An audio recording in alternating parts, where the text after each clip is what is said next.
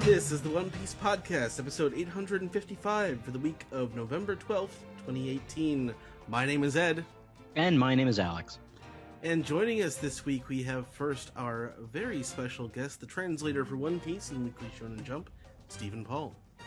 Oh boy, I am looking forward to this one. Absolutely. And we also have one of the hosts of the Vintage Anime Podcast. It's Vintage Anime Club Podcast? Correct. There we go. All right, we have Dennis here with us this week. I am the perennially sick as of coming back from Japan, one of those hosts. I am not been able to get over this cold. It sucks. I wish you all the best, but we also have our final guest here today. We have our anime recap host and the reviewer for One Piece at AnimeNewsNetwork.com. That's Sam Leach. Pika-pee, everyone. Oh, ooh. Hey. Yeah, we didn't even get any Detective Pikachu talk in the Patreon content this week. Yeah. Yet. That's right. But as for the One Piece podcast this week, we are talking about manga chapter 924. Huh? And anime episode 861. Sam, do you know the title for that? I do. The title was The Cake Sank, Sanji and Bedge's Getaway Battle. Fantastic. All right. Now, as it says, obviously, at the end of the chapter, there is no One Piece next week. So what we'll be doing is we'll be doing a manga recap segment for the 4th volume of the One Piece magazine. And, Steven, is there anything that you've seen in there that we should be looking forward to? Or is there just, you want to make a surprise? Well, yeah, we'll see when we go through it. Unfortunately, this one does not have a full-on interview with Oda, so it probably will not take us nearly as long to cover that. But there's some different stuff from the original run of 3, and there's some interesting news about what they plan to do with the One Piece magazine concept in the future. So we'll be able to talk about that. Right on. And and just some Viver card news. I noticed that after not getting the first set of booster packs, the Kino in Chicago has the new booster packs up, so I was able to get those. And nice. Yeah, those look pretty good. Pretty good. Anyway, does anyone have? Go ahead. In actual Viver card news, I believe a second binder is coming out in March. If the solicit that I saw is to be correct. Yeah, I believe that is correct, which actually doesn't surprise me because, like, as I have been buying all of the packs each month, like, I was noticing, wow, this thing is, it is filling up much faster than I expected. So I noticed it after putting the 2 booster packs in, like, this thing's, like, almost halfway full already. Mm-hmm. Yeah. Huh. I guess I'll look forward to seeing whatever art is on that thing. Yeah, I hope it's a new piece. That would be nice. Mm-hmm. All right. Anyone have any other announcements before we want to move right into the manga recap? It's a big chapter this week. Well, then let's get started. Yeah. All right. Cool. Mm-hmm.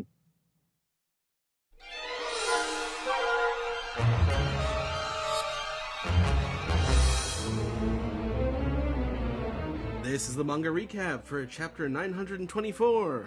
Huh? And before we get to that, though, we do have some author comments this week.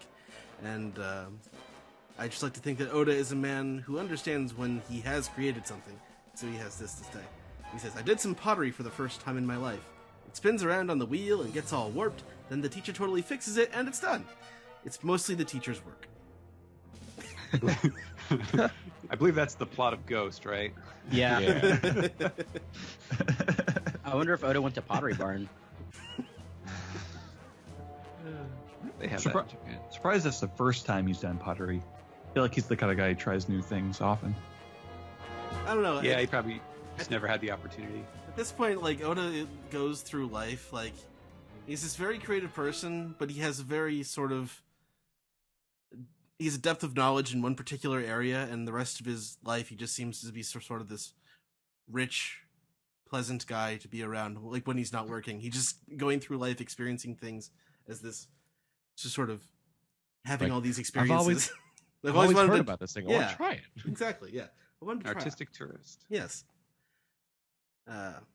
Anyway, on the chapter, the cover of the chapter this week, we have a request by Sanadachi for Sentomaru splitting logs for an elderly bear couple.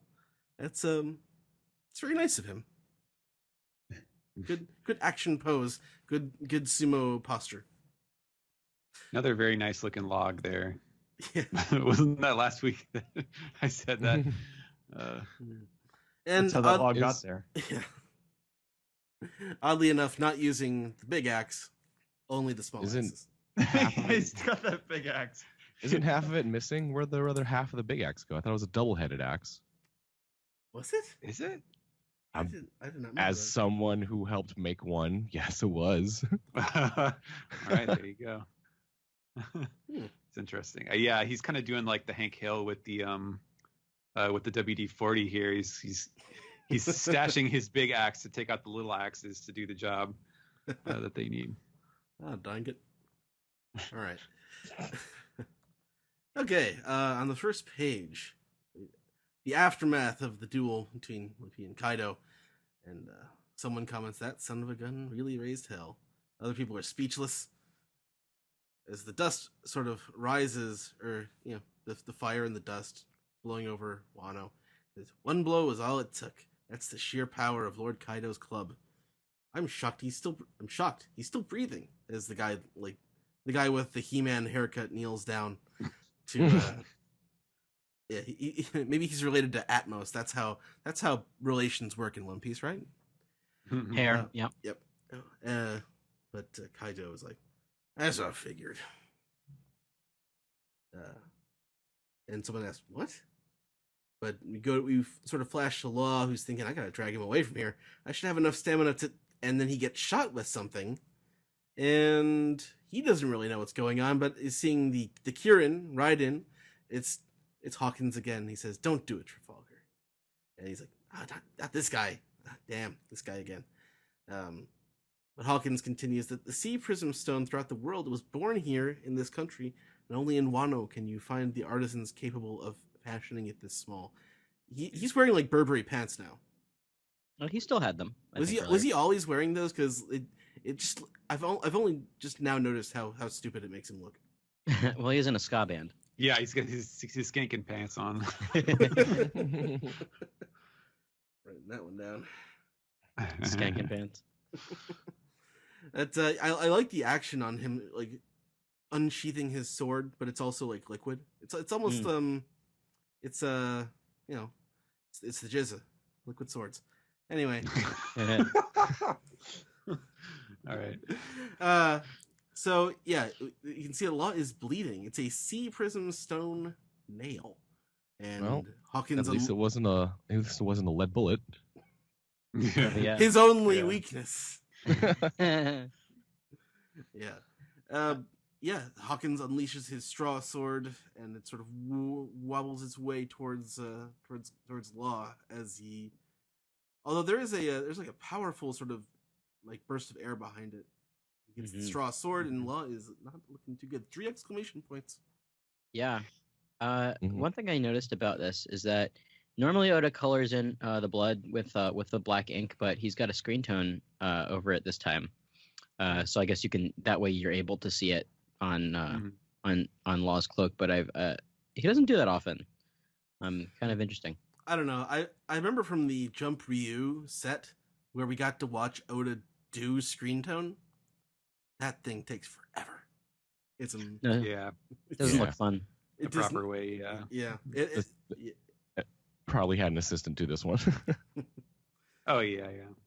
I was a little confused by this scene at first until I reread it and I saw like the guy in the top panel with the smoking gun, because I thought it was like Hawkins was using the nail to like throw it at him, and I was like, wait, but then he's got powers. Like, how does that all work? And then I was like, oh, okay, no, it was just his follower, his flunky. With him. I like somehow. he's like, oh no, you go ahead, Alex. Sorry. I thought that somehow he like the nails are part of his weird strawman power. Right. Yeah. Okay. I didn't even think of that. Thought that too. And it has like some weird bullseye powers of like, we'll throw it. super fast. Yeah. It's still amusing to me that the flunky is riding a Yoshi. Like, there's just Yoshis all over Wano. And they're not like the fun Yoshis; they're like the weird, creepy Yoshis from the Mario Brothers movie. Yes. Yeah. Yes, In they combination, are. actually. Yeah.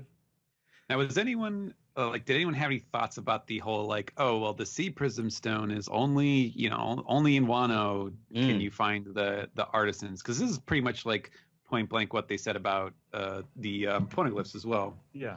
Yeah, this is lore central here. My first immediate thought was that, oh well, sea prism stone is made from drunken iron ore, because that's also a Wano thing, right? Mm-hmm.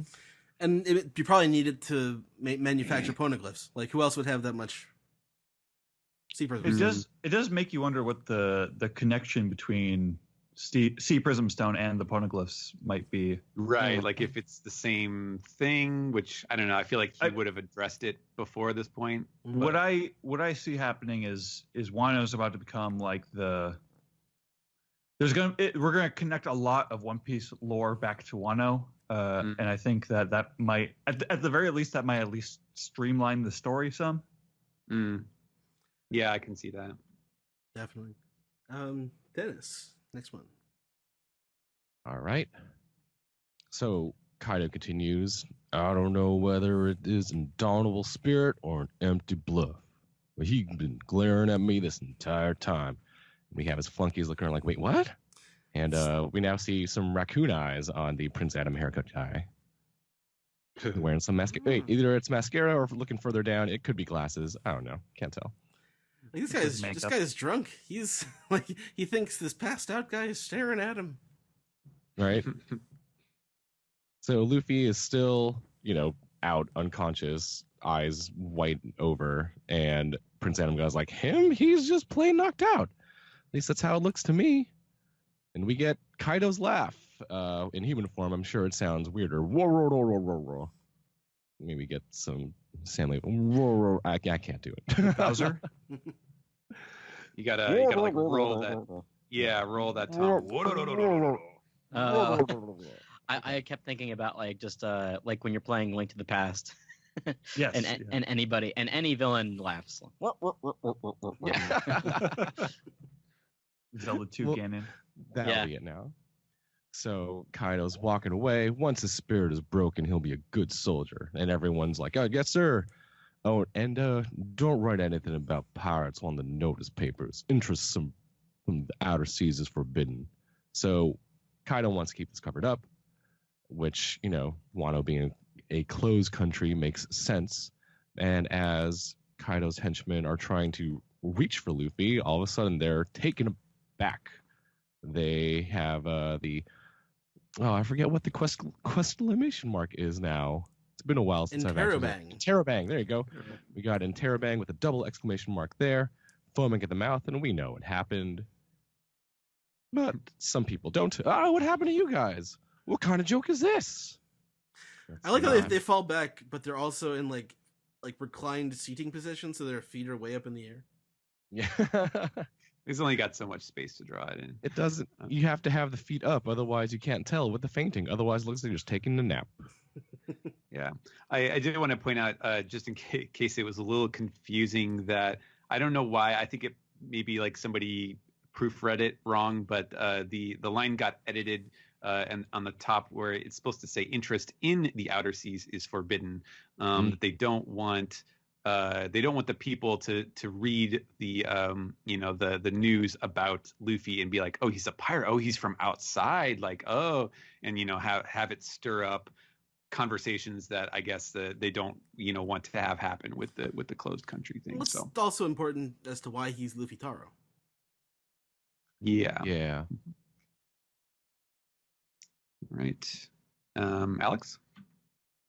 Okie Oh, doke. Dennis, did you? Yeah, I guess they mentioned here that they're going to take him and break his spirit, basically. Yeah. That was interesting to me. Yeah, as if you could break Luffy's spirit. Come on. Really? Or I guess you can kill his brother. Well, How many more does he have left? He's just got one left. That's right. His crew That we know of. Yeah. We don't know what Dragon's been up to. A sister. Oh, my Sister. Yeah. So, meanwhile, Shuten Maru is just sitting there on his bull, watching this whole thing like 30 feet away. Kaido's completely forgotten Real. about him. Yeah, Real inconspicuous, like. yeah. I Luffy did a good job in taking the focus away from Shuten Maru, but he says, "Why, that looked like Lord Odin's special trick. Mean that fella passed out over there, did it?" Yeah. So, Odin can use Conqueror's Haki. That's a fun tidbit. Marking that in the this is important, the ever growing this is important checkbox in this chapter. When did we But then decide you're that back he was on- getting a Foghorn Leghorn voice? Well, first thing he said was "I say," so that's immediately where my brain went Ah, when Foghorn. he first showed up. So that's the voice that I'm sticking to when I read him. For me, We that's Morgan's. Morgan's is my Foghorn Leghorn voice.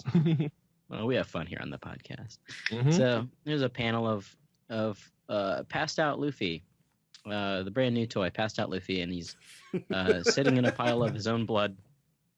That'll be a great figure arts figure. That's right. Yeah, I can't wait to get it. Passed out Luffy. It's like a Tickle Me Elmo. Like he starts out and he just flattens out just automatically. That'd be pretty great. It's the new toy for Christmas. Yep. So Kaido remarks, "You too, that brat also has the color of the Supreme King. But we don't need all of these Supreme Kings running around." And he swiftly turns back into his dragon form and floats away. "I'll deal with Trafalgar later. Now it is time to drink again. Ugh, I have sobered up, blast it." Blatant lies. Yeah. It is time to drink again. Now's the time for drinks. The time Actually- for bullshit has passed. That part was the honest part. Yes. Meanwhile, in the trees, Trafalgar Law has escaped from Basil Hawkins. How? but he Doesn't do- matter. Yeah, it's law. He teleported or something. It's Probably. Mhm. what he does. But he looks pretty worse Chamber for wear. away. That's right. He looks pretty worse for wear, and he remarks to himself, "Nails made of sea prism stone. Never heard of that before. This is bad. I'm worried about Beppo and the crew, but I can't leave that idiot there either." Will he leave that idiot there? Well, let's read on and find out. Meanwhile, in Bakura town, not in town anymore, I reckon. "I see. Well, we've caught one. That is enough," says Basil Hawkins to his men.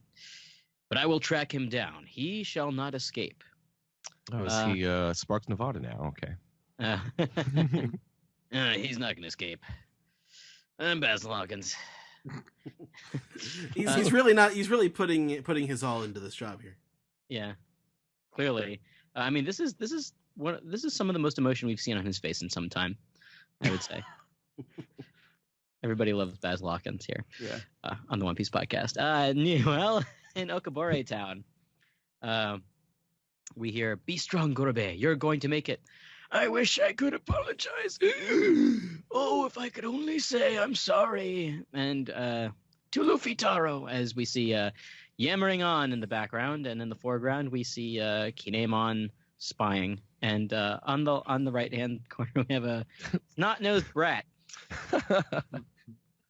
Literal Kinemon, snot-nosed master of rat. disguises. That's right, Master.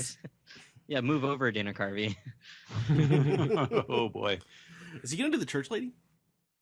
No, he's going to be pistachio disguisey. That's right, the turtle Oh. man. Oh God. I've only seen the trailer for that movie, but that was enough for me to get the gist of it. I'm like, that's enough. All right. So we got on the next page. We got Luffy Taro. He got us all of that food, and we let it go to waste. He's such a kind-hearted fellow. I hope he doesn't feel responsible for the town being attacked. And this Kinemon is driven nearly to tears, but mostly that his wife is still beautiful 20 years later. Time has not changed her, but they cannot be reunited until Lord Odin's wishes have been accomplished. And but that's not important right now. He notices a bull trotting through in the background, and he calls out to Ashura Doji, and he doesn't even move his eyes. He doesn't he's like, I feel like he's pretending not to hear him. No. Well, He's it's a whisper. that's a thought bubble. He's like, oh, that's Ashura Doji. Oh, okay. And back up at with the ruins of Odin Castle, and we see Okiku says, "It is so good to know you are safe." And she is looking down into a massive hole, which you can actually see in the previous panel at the top of the mountain there. That is, I see. That's pretty crazy. But yes, the sudden opening of the sinkhole helped them survive, but at this rate, we're going to sink into the ocean. As you can see, they aren't actually on the ground. They are all resting on Chopper, who is expanded to the width of the hole. It's such a good visual. Yeah. Tiny little Chopper head. Yeah. So Sanji is happy that he has carried the ladies out to safety. But what about the rest of us? He doesn't really have an answer for that either. They're just out. No, they don't. Or, well, yeah, they are. But so I guess he does help them. And Kiku says, "It's a good thing your jutsu helped save us, Shino." And she says, "Yeah, my ripe enticement jutsu can make anything ripen into a more mature form." Tee-hee-hee. That's right. Anything Shino touches will instantly spoil rotten. Don't say it like that. As for the present situation, she turns more serious. Prepare yourself to hear what this one has to say. What? So did anyone successfully guess this, hiding in the earth or sinking into the earth? I heard stuff about Shinobu. Yeah. I last week I posed that Shinobu probably did something. Yeah, the one character whose powers we didn't know. Yeah. Right. I'd still not really. I still feel like it's a bit of a thematic stretch to connect. Like, okay, it's a ripening form, because this is more, I don't know, like erosion or something that we're talking about here. It's basically Ein's power from Film Z. Yeah, to age things, basically. It's just which is already close to Bonnie's. So. Yeah. Erosion of the past into the future. Oh, well, then that would be the arrow fruit, though, and that's something different. Yes. Wow. Yes, that's why all those horny people are going into geology, Alex. They're all interested in erosion. Yes, they're very horny for geology. They're getting their rocks off. Yeah, one thing I noticed just now, looking at this panel, was I thought that Chopper's guard point was just like the Earth that they were standing on, but it's me too. Takes you a second to see that. Two great little tiny Chopper faces on this page. Mm-hmm. Aw, got the eyes. Yeah, it's interesting though that he's back in his ninja form after that. Oh yeah, which is kind of weird. Because I thought that was Kinemon's disguise, but whatever. Actually, I wonder if that sound effect there is them sort of sinking further down. Yeah, that's kind of the implication is that they're kind of losing their hold as their Chopper's trying to keep them up. But on the next page, we transition to a wide angle shot. Oh, sorry, Steven. I was gonna say. Hello, my name is Mr. Zerub, and I come from a place very far away. I was so thinking that joke. Oh boy. Sorry to interrupt you, Steven, but it was so good. Maddie had to come in. Well, I'd like to hear what Zerub says. All right.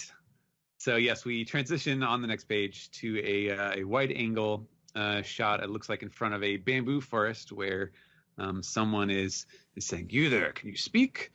She's still breathing. We must tend to her at once. We'll go into the woods. We're too exposed out here." And then we see that it is there's the shattered apple, and then we see that it is Dogstorm, who is clutching Otama to his chest. "She's just a young child, Kaido." And poor little Otama, but it seems like she's going to be she's gonna be all right now that some folks are with her, and you can see the other musketeers in the background. Not to defend Kaido too much, but he didn't know that Otama was on his back, did he? It is, yeah, it's unclear. Probably He's not. just gonna accidentally flung her. Yeah. Yeah, but then he was like, I don't know. Also trying to kidnap her or something. He was trying to punish Speed, I think. Yeah. So I don't know. But that's all we see of that. We just know that Otama is all right, and there's Dogstorm. And meanwhile, throughout Wano, the story of Luffy Taro's great scuffle is making waves, and extra. We see like it's such an extra that they're just throwing him into the wind. They're just blowing across the countryside. And we see at a big construction site, some carpenters. Here's Frankie, who picks it up. Oh, hey, Luffy, he made it to what? And he makes this fantastic face where his chin is melting into his neck. I love his chin bumps are like getting rolled up into. Yeah, it's like the weakest Frankie's chin has ever looked. It's not a double. It's not like a double chin. It's sort of like a 3x3 chin. Like yeah, horizontal and vertical. Yeah, it's a tic-tac-toe chin. He's trying to be like a turtle, sucking his neck in. I'm doing it right now. It's super funny. And then, sure enough, the next scene we see is inside the. Well, I'm not sure if this is inside the palace or if it's just inside the geisha establishment where they are all dancing and presumably practicing. And there's Odobi. Robin is. Oh, Luffy has arrived in. And this is amazing. Panel of the year. It's probably the best one. Yeah, for sure. I mean, you know, Robin definitely gets the handicap because she never looks like this. So this is probably one of the most bizarre Robin expressions we have ever seen in the series. Yeah, it still makes me laugh. Okay, she's got 4 chins. Looks like, yeah. Man, so good. And Fortune Robin. And here is Usopp doesn't even get that far. He's just like, huh? But there's a newspaper delivery man prancing in the background. Yes, he is tossing them out into the air. The reason he's saying extra is he has so many extra pamphlets that he's just giving them away. Yeah, it's like it's like advertising. Here, you throw this out. Yeah. And thank you, Ed, because yes, prancing is the only word that describes what he is doing there, with his legs. Man, it's or maybe he's just skanking. I don't know. Oda's into a big skanking mood this chapter. Yeah, Probably and not. Speaking of other characters who are out and about in Wano, we then cut to what appears to be a little boat, and we see Zoro, who's got a little bento there, and he's eating something, and he's, hey, what you reading over there? And we see this guy, there's a samurai named Luffy Taro who fought against Lord Kaido, and Zoro immediately just chucks, does a spit take of what he was eating. And yes, we see the you can see the box in the first panel that says wasabi sushi, and you can see one of them in his hand, and the guy's like, "Oh God, this is disgusting! Don't spit out the wasabi sushi." And Zoro is coughing, and he's like, "Oh, that's what happens when you overeat. Are you sure you can pay for all of this?" So it seems that Zoro is not only getting his boat ride, but he's also enjoying some, in-flight entertainment. Or I mean, who wants to eat wasabi sushi? Second of all, he was already making that face. Yeah, he's like chewing. Oh, that's great. Like, we go from the Usopp to Zoro making an identical face, only he hasn't heard the news yet. Yeah, it's great. No, I love that you can like sort of zoom in and you just see like the lines of anguish as he is choking down the wasabi. This is a man who once ate razor blades with no problem. Yeah. This is too How long did it take for this newspaper to get written and published? Not long, apparently. I mean, it's just one paper. It's a literal newspaper. And then Kaido refers to it as a notice. It could just be a one sheet. Yeah, Yeah. I would bet that's what newspapers are like in Wano. Just a Mhm. bulletin board sheet, right? Yeah. And we move on. Yes. So the next day in Udon, Wano. Udon.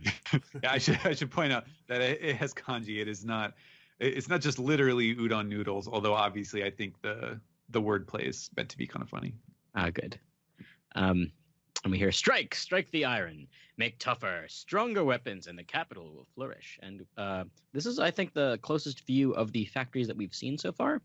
They appear to be on carved into the mountains, and there are, from what they are, those bridges that connect them. Oh yeah. Yeah. It looks Those like I it. was- I was you can looking see at them in the- the Look like foreground, Yeah, like stairways or bridges or something. yeah, man. Escalators. No, probably not.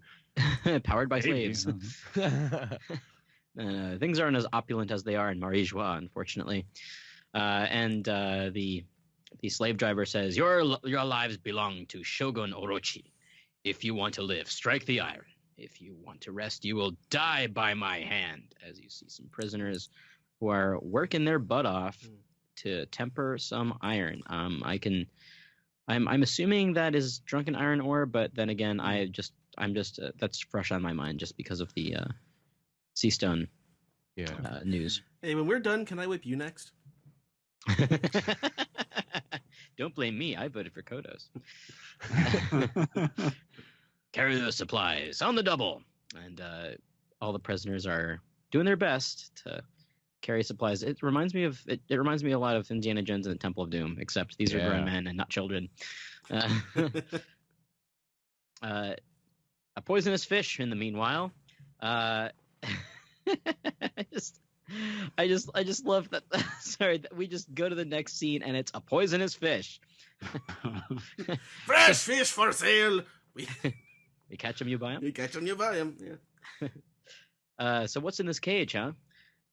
Dunno. All we know is we gotta throw in one poison fish a day. That's all. Oh yeah, and we gotta remove the bones first. I hear the fish were meant for executions. Only this one's living off of them. Is it one of them sharkadile things? It would be nice if we could remove the bones. No. Why would we be why nice? why would we be nice enough to remove the bones? So it seems that in order to just instead of a public execution, they make you eat a fish. Yeah, that seems to be the implication. Yeah.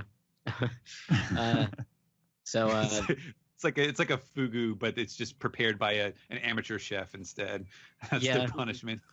it's just like, oh yeah, fugu here. I washed it, and then it just gives you the entire fish. Eat this thing.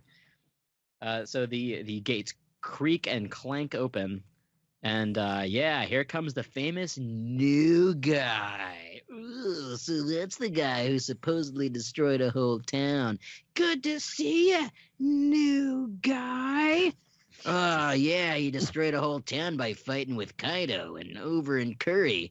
Hope you're ready for this. He's getting it's Luffy, of course. He's getting dragged behind a horse that looks like it belongs to the Frankie family. Yeah. He's got little Goggles. Frankie family Yeah. goggles on it, yeah. Mhm. And all the prisoners and guards. Oh, those are just guards. They're berating him and joshing him, and we hear the jingle jangle of his cuffs, and he's they're saying, "Nah, that little guy. I thought he'd be as big as the lead performers."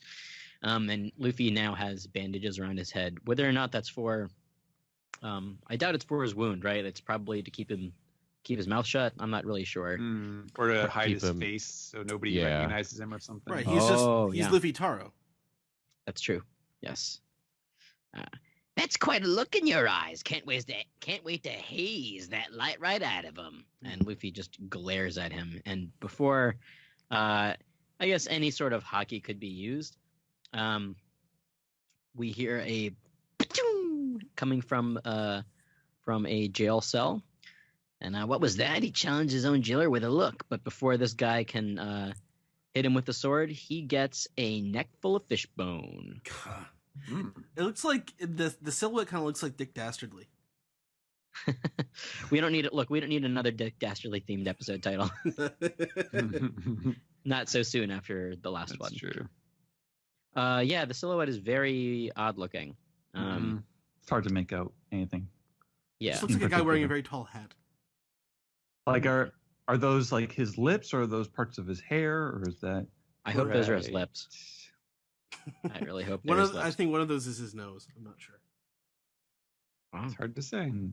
Well, either way, moving on. Yeah, I'm bleeding. And he falls to the ground. He is dying. It's poison.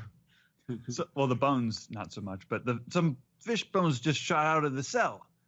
You idiot. We didn't take the bones out first, even though they just mentioned they're supposed to bring the bones out. It's like, hey, just so you know, we're supposed to take these bones out. And as you're explaining it to your partner, you completely forget to actually do that. Bones? What's the matter for you? What is it? What's in that cell? Nobody knows. And we see some eyes glaring back at us, some eyes that are emitting a burp. So the guards are leading Luffy through the halls. All right, you're going in here. Until your spirit is broken and you swear loyalty to Lord Kaido, slam. They just toss Luffy against the wall. You're going to be doing hard labor tomorrow, pal. We'll be happy to work you to death. Gahaha. And then the reveal shot of who, I get not quite his cellmate, but who's on the other side of the wall. Is that what that is, or is it just supposed to be a bar in front of the... It's a bar. I think it's just a big bar. You can see it on the second page. Well, is Luffy's foot not propped up on anything then? That's the thing. I'm not positive that they're like in the same cell. That seems like a bad pair. Because like if you look at the panel before where Luffy slams up against the wall, like that's a stone wall. So I don't know. I feel like this is just kind of a slightly confusing way of showing a cross section across the wall. Yeah, that's my take. We've got Luffy still handcuffed, just sort of tossed around, and on the other side is Eustace Kid. He's got a little ellipsis for us. And then on the next page, it's close-ups on both their faces. They're both beaten and bloodied, and they're both in unison saying, "I'll get you, Kaido." And then the fox lady with the shamisen is strumming along. The camera, man, I love how imaginative this like visual is. Like the camera, we're pulling back, the curtains are falling. Luffy just seems to notice who he's next to. Huh? Oh, it's you. And then the curtains completely fall. Wano, Act 1, end. So if he notices who he's next to, why do you assume they're in different cages? I mean, maybe it's a cage that separates the two cages. Yeah. Or they can they heard each other speak, and they can sense each other with hockey. Oh, maybe. Mm-hmm. Oh, it's you, McMuffin. That's for Steve. He's gonna laugh. He's gonna listen to that and laugh at it. I predict. You can ask him about it when he's here next week.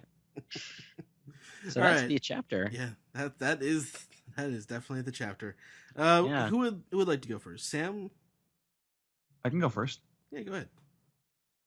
I mean, this is the first Wano chapter that I've completely loved. I think that this is just. Let's see. What do we have at the beginning here? Oh, the sequence with Kaido and Luffy. Like, unconscious Luffy is giving Kaido shit, and like the underlings, they don't really see what's going on, but there's still kind of a battle of wills happening, even when Luffy is basically unconscious. I think that is just such a cool idea, and obviously the visual humor, both with the chopper stuffing up the well of that Shinobu made. That's hilarious. The faces are hilarious. Robin, it's not just that. Like it's like such a refreshing thing to see from Robin. I mean, like we have those. We've always had those moments with her where she's not quite as cold as she used to be, or she gets to be funny in her own weird way. But like this is like so. I feel like it's been long enough that we haven't had an escalation of that progression, and it just hits you really hard. And Luffy looks fucking awesome, mummified like that, and then just finally, like I'm head over heels with the curtain motif and the Act 1 end thing. It's gonna, like, I don't know, like, I'm trying to even imagine, you know, if he can keep kind of lining, like, if he can keep defining the act breaks like that without it kind of getting well, I mean, old. We should say that this does refer to a specific kind of Japanese 3-act structure. That does it? I want to talk about that at the end because I know people are curious because of how it relates to the way I did the chapter title. So I can talk more about that when we come around. Okay. Yeah. I get it. I mean, now. Okay. The way I see it, I mean, like, I agree with the theory. I've seen multiple people theorize this, but like, oh, this would be a fantastic time to like cut to the reverie, like almost as an intermission. I'm in that camp. Yeah, I just like, oh man, like that's the way to my heart. It's just like really, just like really having a great hook for the way you structure your story, and like actually like kind of the artifice of the curtains and the stage play format. It really makes me want to figure out like what story does Oda have in mind? Like what about the story of Wano does Oda think is cool that he wants to show us? Well, do you think that that's Oda's this kind of stuff that gets me thinking? Gonna have the people at the Reverie learn about this at the meeting? What do you think? Well, I think it more has to be the other way, where like the Reverie comes to a head in some meaningful way, and then that impacts what shows up in Wano. Okay. Yeah. All right. Sam, did you have anything more you wanted to say right now? I think that should do it. All right. Dennis? Man, that was a lot to take in from Sam. I also really, really like this chapter. How it ends there with the intermission. I didn't even consider that they could go kind of like side pivot to the Reverie in the meantime, but now I'm like, ooh, that would be very cool. It also could just be like a standard type of intermission where we'll come back after the break to, you know, maybe like another day or two where Team Luffy kind of regroups and tries to either fix the plan, because we still have a couple of days before that plan was supposed to even be happening. Like 2 weeks, right? Yeah. So wouldn't even be surprised if all of a sudden they go like 2 weeks later, or all, you know, like 13 days later or whatever, you know, because with this break it gives Oda enough time to cut whatever he wants to do, like jump forward to whatever part of the story we need to. I'm glad that Tama is still alive and not actually captured by Kaido. I'm wondering who mysterious dude with the hungry eyes is in this. Yeah, that's one of the more interesting things overall, of because it's not Kid and it's not Luffy. Like, there's a third person who is maybe even more powerful. Not really sure who it's going to be, but I hope that's some of the could be one of the samurai people that Kinemon's looking for. Yeah, it could be. Should we talk about Greg's theory? Yeah, Greg tweeted out a very interesting thing. Sure, I didn't get to see it. If people aren't online during Japan time, it can be easy to miss. Yeah, well, actually, I talked about this and I had the same thought as well, or I entertained the same idea as well, which is that it's a very distinctive looking silhouette that is kind of vertical and has certain protrusions. And in that sense, it is rather similar to the silhouette that we saw of Vegapunk during the little mini flashback of Caesar's during Punk Hazard, where Vegapunk was selling him off, and so that was Greg definitely like picked up on that immediately and was like, oh, that looks just like the thing as well. And I'm not sure. That'd be quite the loop. Yeah, that's something to point out. And I personally, I think it's probably just one of the other samurai that we have not been introduced to yet. I just seems too simple. I mean, too convenient for it to be anything else. But the one of the things is that, like, so the guys are talking about how, oh, you give him the poisonous fish and like what's in this cage anyways, and nobody seems to know like the these random guards. It's like this person or thing or whatever, they don't know what it is, has been there long enough that nobody realizes what this thing is. All you're supposed to do is just give it the fish. So it kind of suggests that it's someone who's been there for a while, which would fit with the samurai better. And I also just can't imagine what scenario, like given the importance of Vegapunk as a character to the various, powers in the world, it's kind of hard to imagine, like, so he's just like chilling in a cell for Kaido, and like nobody, like the world government isn't like banging down the door or anything like that. So you mean Tashigi and the children never got to meet Dr. Biggerpants? Yeah, exactly. Like there's certain things that don't quite line up. Although the issue of the silhouette is a very interesting one, I will admit. Now, the thing about the silhouette, though, also is that Greg also tweeted out some images of the space pirates in the Enero flashback. Oh, yeah, the cover story. Cover story, yeah, and they have all these weird angular, round, weird shapes to them, and that silhouette also shares that. We really take it for granted that there are confirmed space pirates and probably aliens in One Piece. Like, yes, we take do. it for granted because Oda never reminds us of it, but it's there. It's gonna. I mean, we're all waiting for Enru to come back. Like, wouldn't that be great? Yeah. I'm just anticipating it, and I feel like I'm forever disappointed. Yeah, but I think like maybe if it's not one of the samurai, I think that's also a safe bet. It could be one of the aliens, and then we might find out what lies beyond the stars. But I also would I would bet that a arc focusing on Vegapunk would also lead to that. I mean, we know that there's space and that people live in it, so yeah. Now I'm just imagining this guy looking like a Leiji Matsumoto drawing that Oda has tried to do. A little bit of Harlock in there or something.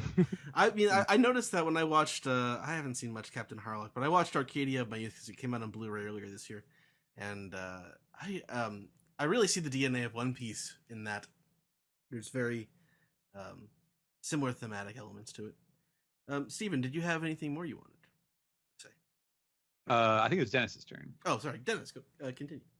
Well, I pretty much am good. Like I love the faces everyone's going to say. That's probably going to be the most memorable thing of this chapter besides the glares that Mummy Luffy has. And new cosplay idea, guys. Mummy Luffy, go. And also, yeah, because you can just repurpose the Shishio cosplay you're never going to do again. Yeah.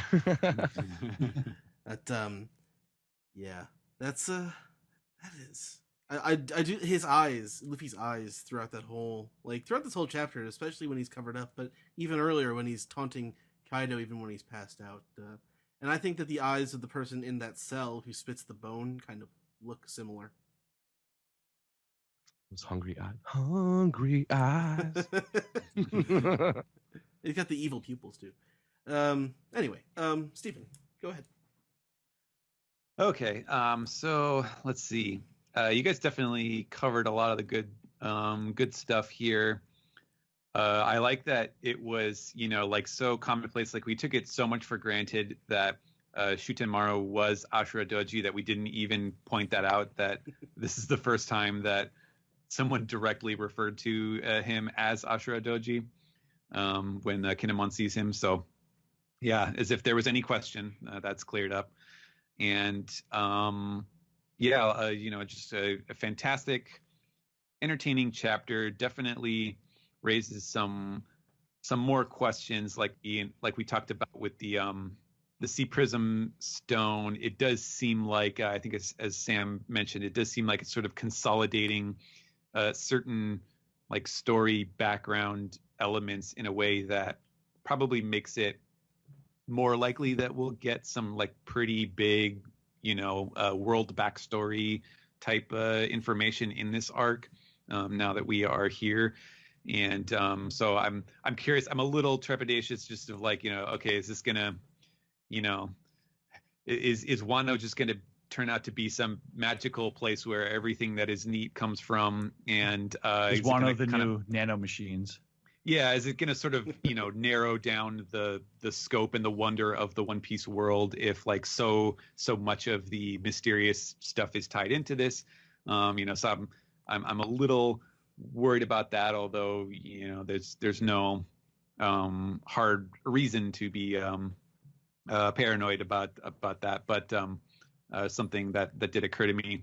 I liked what Dennis said about the fact that we have so much time before the supposed uprising and the big finale, and it does make, I think it's a convenient thing. Not that Oda has ever really had trouble with just sort of squashing all of the events that he wants to draw into, one single sequence. If it's in a single day, it's not like he is really bound to realistic passage of time or not. But it does, I think, make it easier for him to treat these as like distinct scenes where we don't need to see all the connective tissue of like how, in other words, if Act 2 starts and the Straw Hats have already got a plan to break Luffy out and we're kind of opening it in media res or something like that, it's easy to do that rather than have to be like, okay, now we have to get everyone together, now we have to explain how they're going to get from here over to there. And a lot of the stuff that ends up being kind of the dragging part of the middle of an arc, and I think that will probably help keep Wano moving along and keep the story propulsive. So I'm really looking for, like, when I saw that the ending, the structural conceit of closing the curtains, I was just like, oh my god, that was so cool, and kind of came out of nowhere.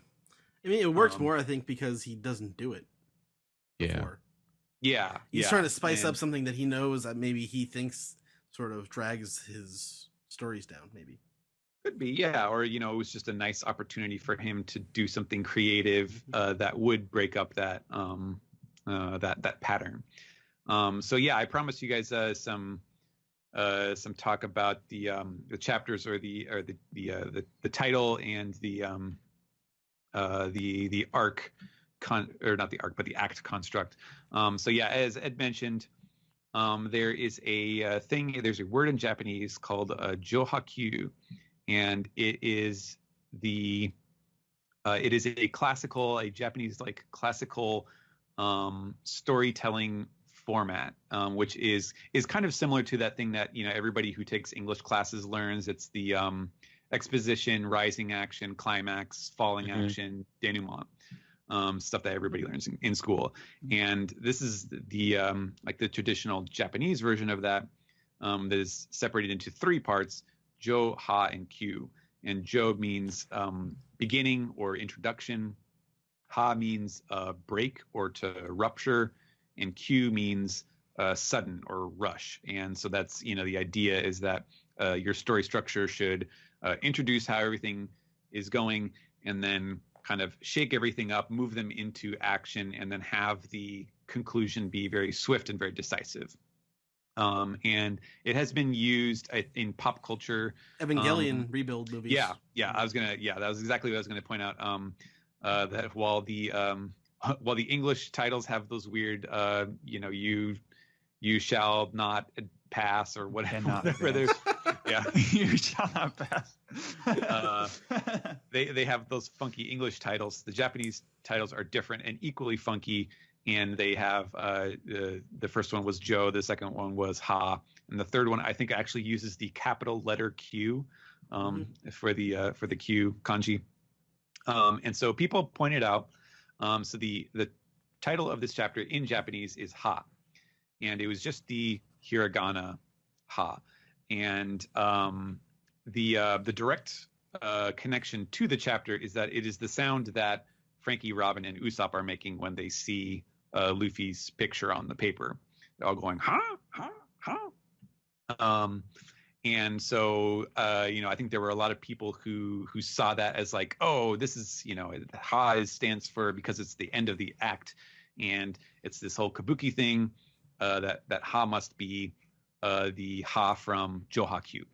And so I considered that as well when I first saw it. Usually when you see a chapter title right off the bat and it's something weird that is not self-explanatory, like, Emperor of the Sea Kaido versus Luffy, or Adventure in the Land of Wano, or, all those very straightforward titles, Usually, if it's something really weird where you're like, I have no idea what this is referring to, it's usually a dialogue reference. You know, it's just taking a piece of dialogue from the chapter.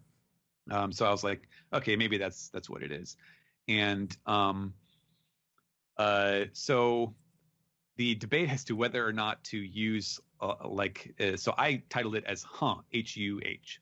And I'm going to say I'll start off with the negative, or the I guess the reasons, the cons, the against, as to why to call it or to refer to Johakyu. So the negatives for me is that it's not the kanji. So that would be the super obvious thing. Like if it was the break kanji ha, okay, well that's clear because there's no direct reference to that in the chapter. That makes it abundantly clear. But there isn't. It's just the ha, and it is very clearly, the direct reference, as I said, is to this funny scene with the other Straw Hats reacting. And on top of that, there was no Joe chapter. So there was no precedent set that would be like, okay, here's the pattern that we're doing. At some point in this arc, there's going to be a Q as well. We don't know that because he didn't start it off that way. And on the plus side, on the pro side, it could be a double entendre. It could be, some wordplay that he's kind of doing them both at the same time.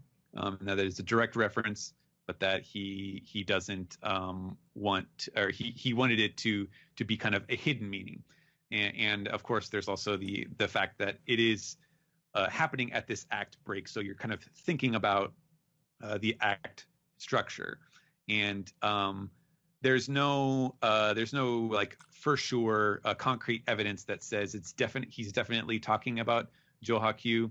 There were some people on Twitter in Japan who noted that as well. Not a ton, but it was out there.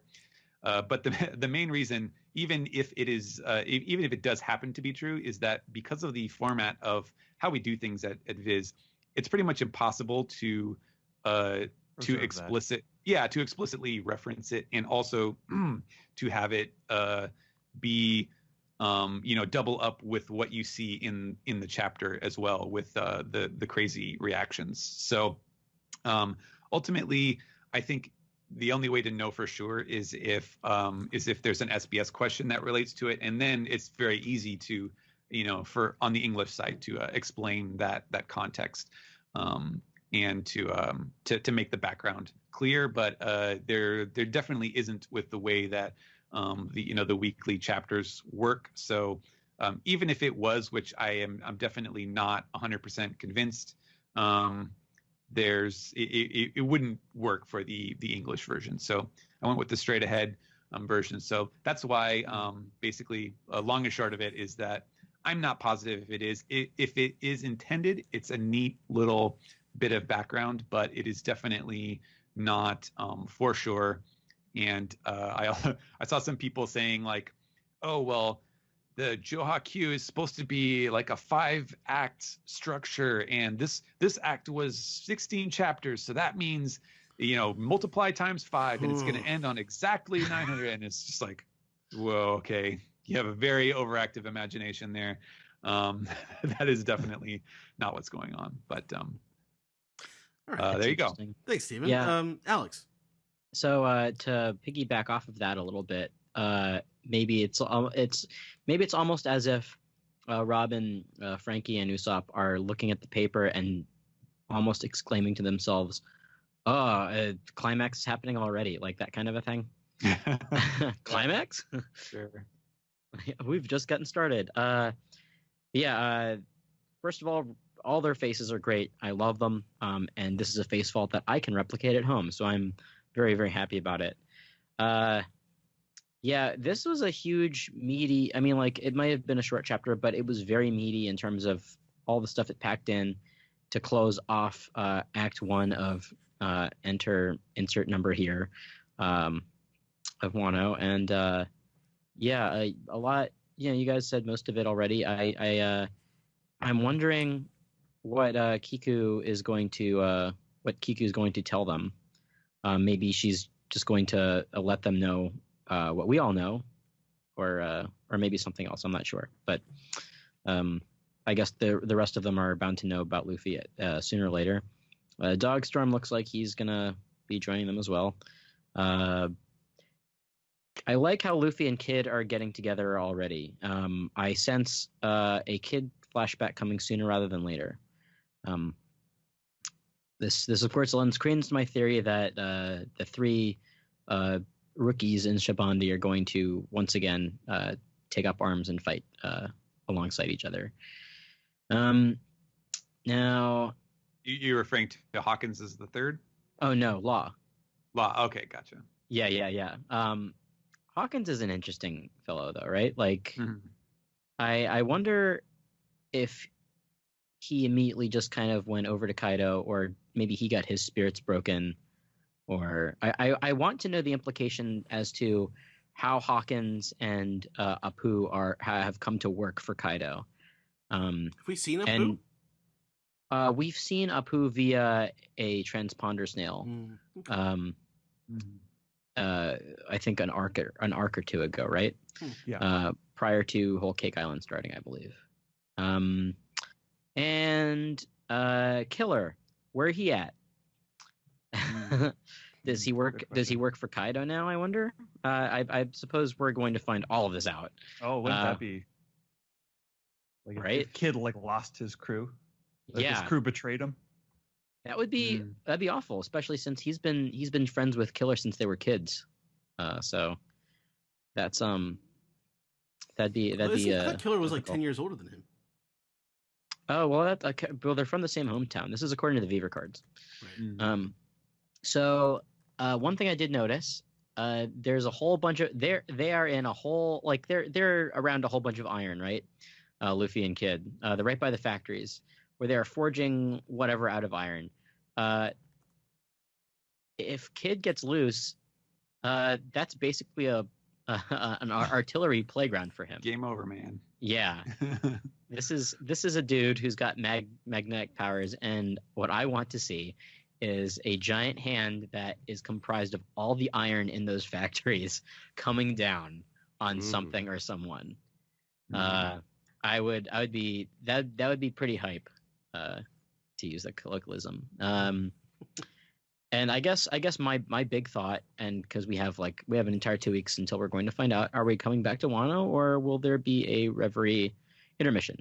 I personally think that we're going to be coming back to Wano, as to not draw anything out super far, and that way when we come back to the real world, it'll be way after the Reverie, and we'll come back to possibly a changed world. So anyway, these are all my floating thoughts. I think not to interject, but like when you said like Luffy, everyone's kind of assuming, okay, Luffy and Kid are, they're captives together, so they're going to work together in some fashion to escape. And I like the idea that, like when Luffy teamed up with Law, it was this situation where it was like, Luffy definitely, he thinks Law is just like the bee's knees, like he thinks he's a cool guy, and Law, sort of tolerates him and helps him out. And I could easily see, and I would love to see, like Luffy and Kid are working together, but they absolutely hate each other. Yeah. Because it just seems like it's ripe for that type of, I don't know, butting heads. Yeah. Kid's like explicitly a murderer. Yeah, like he's a bad, like, he is the Bakugo. We made that joke, but he's like the super aggressive jerk type, archetype character, and I can see like him, Luffy not really taking kindly to that on an instinctual level. So, Captain Death Explosion Murder. Yeah, yeah. So in regards to that, I think that is an interesting facet to think about, right? Because the only other time that I can remember Luffy doing this, and like off the top of my head, of course, is Impel Down when he has to team up with Crocodile, somebody who he hates. But the only reason he teams up with Crocodile is because Eva says it's a good idea. It's practical. Yeah. There doesn't seem to be any third party here that's going to connect them two together. So I also think Kid would have to do something like really nasty in front of Luffy. in order to get that kind of dynamic. Sure, but at the same time, I do feel like that these two, the only or one of the only reasons that these two are going to bond is over their hatred of Kaido. And I bet you that Kaido did do something to Kid's crew. Maybe Killer is dead. Maybe he completely decimated Kaido's crew, and that's what caused Apu and Hawkins to just be like, nope, we give up. We're yours. And at this point, Luffy doesn't know what happened to his crew. For all he knows, the Heart Pirates and the Straw Hat Pirates are no more. So, and Tama as well. Like, he has Luffy. We know that he has a very, very good reason or reasons to hate Kaido. And at this point, yeah, I'm assuming that Kid is in almost the same exact boat. But yeah, that's the end of my thoughts. Okay. I think you guys have pretty much said everything I wanted to get out there. I just really enjoyed Luffy's determination, I think, all throughout this chapter.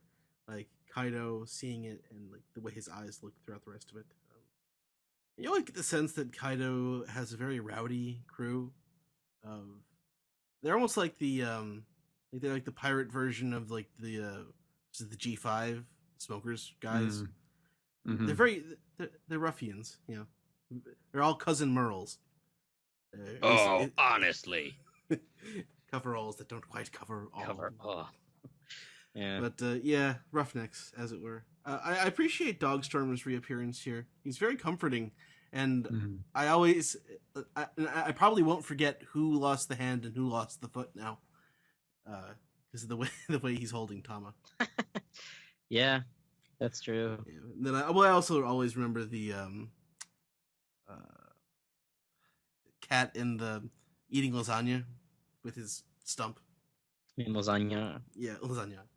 But the faces are. I was astonished when I saw those. Like, this whole chapter was delightful to me. It's just.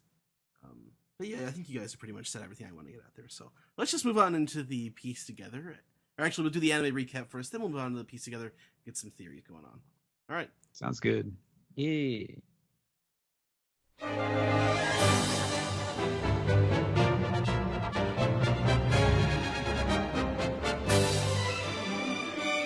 This is the anime recap for episode 861, The Cake Sank? Sanji and Bedge's Getaway Battle. I'm your host Sam, and today with me we have, once again, guess who? We have Ed. Hi. You know, they've been doing a good job lately with all the title cards always at like 4 minutes for like the last 2 months.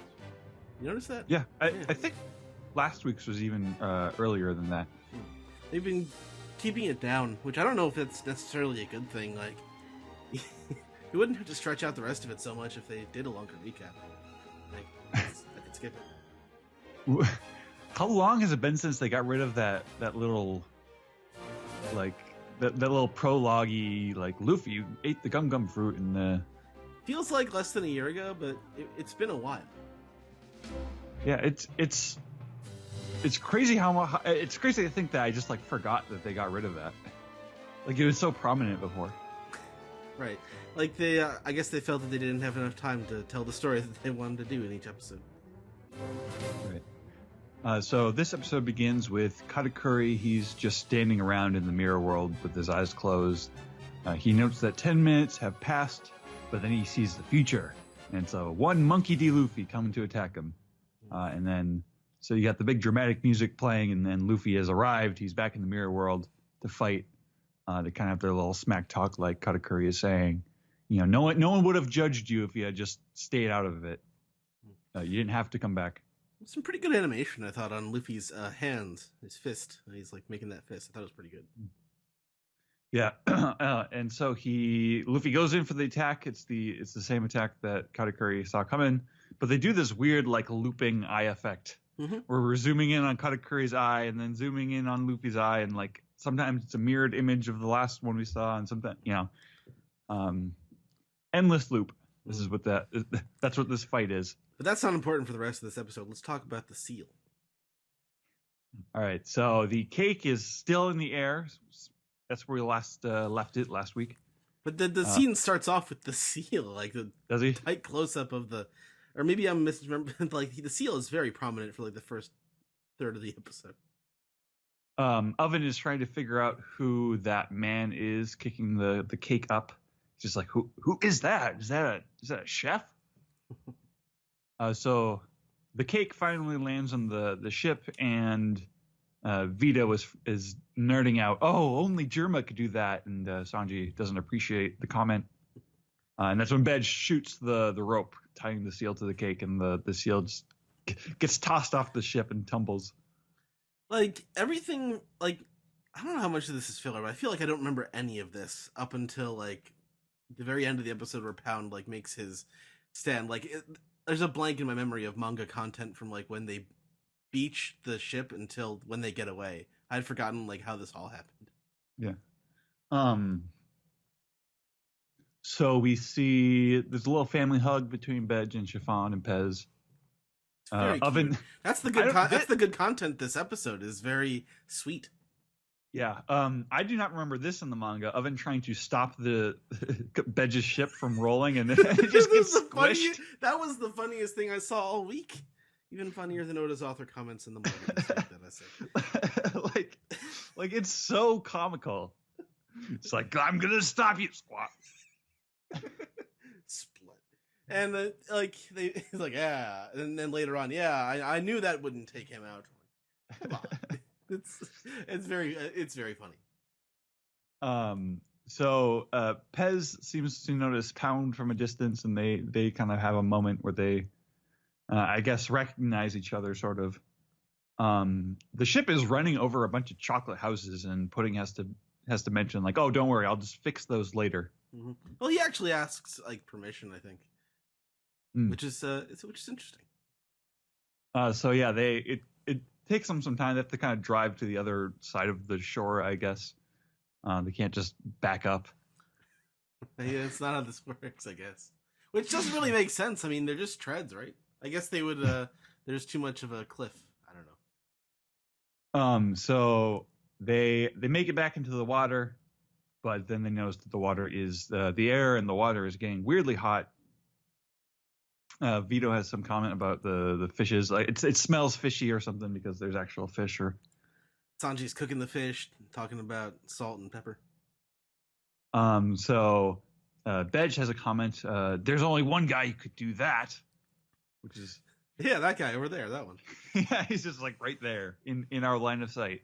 Actually, Oven's putting his hands in the water. I don't know if we even sort of mentioned this, but like, this was in last episode, but Pez notices like Pound and like waves at him, and that comes like again in this episode. But I just thought it was funny, like Chiffon doesn't get it because she's a smart person who doesn't assume that because they have the same hair color that means they're related.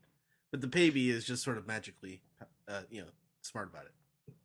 Yeah, Pez can't make up his mind if he's crying and laughing, but it's Pez is kind of the mood ring of the episode, basically. Yeah. So Oven's boiling the water. Everyone's in grave danger. The treads are kind of breaking down.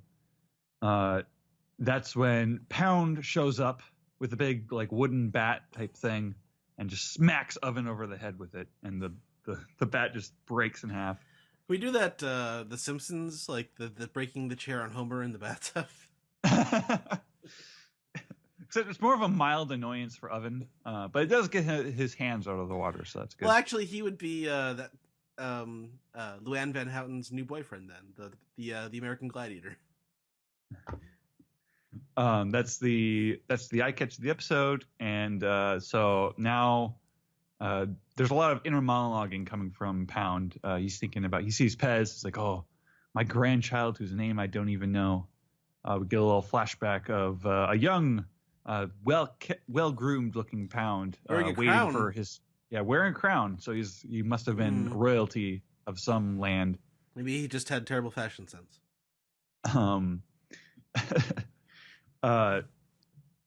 So he hears babies crying. Lola and Chiffon are born.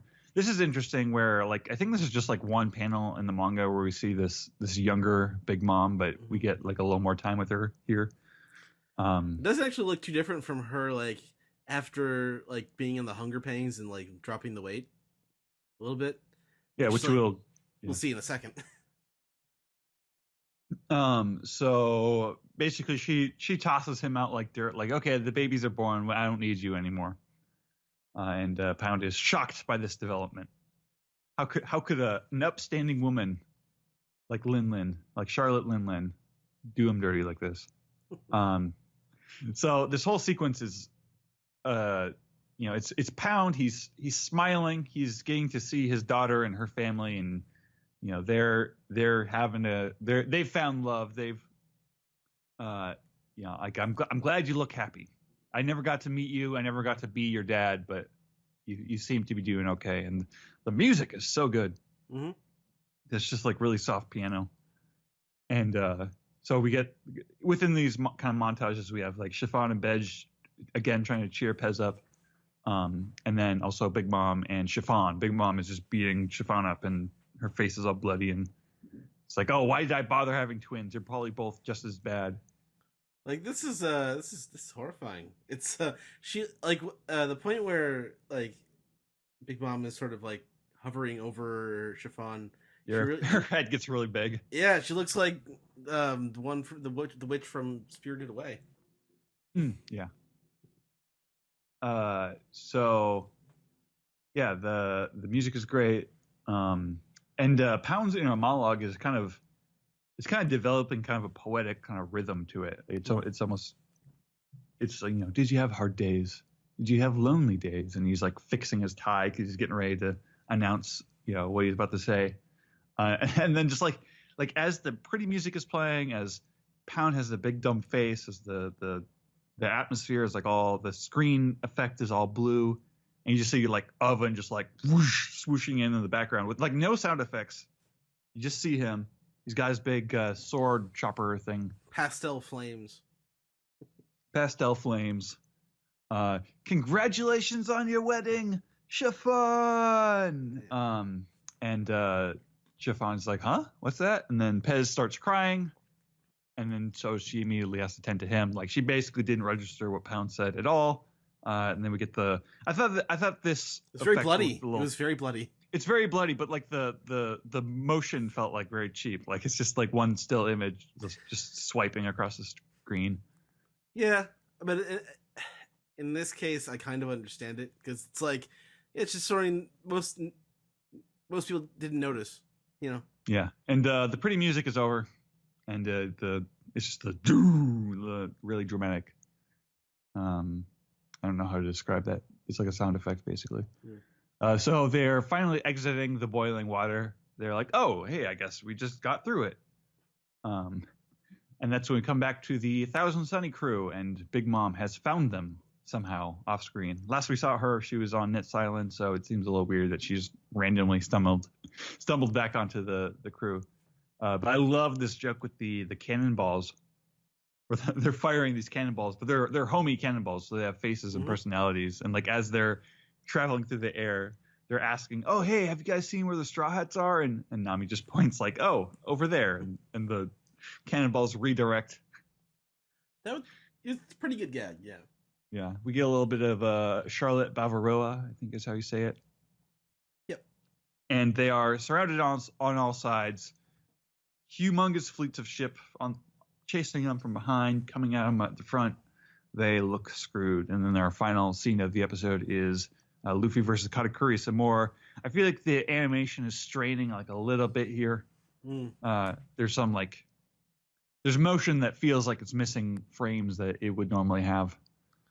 Yeah, I was kind of disappointed that they didn't do more with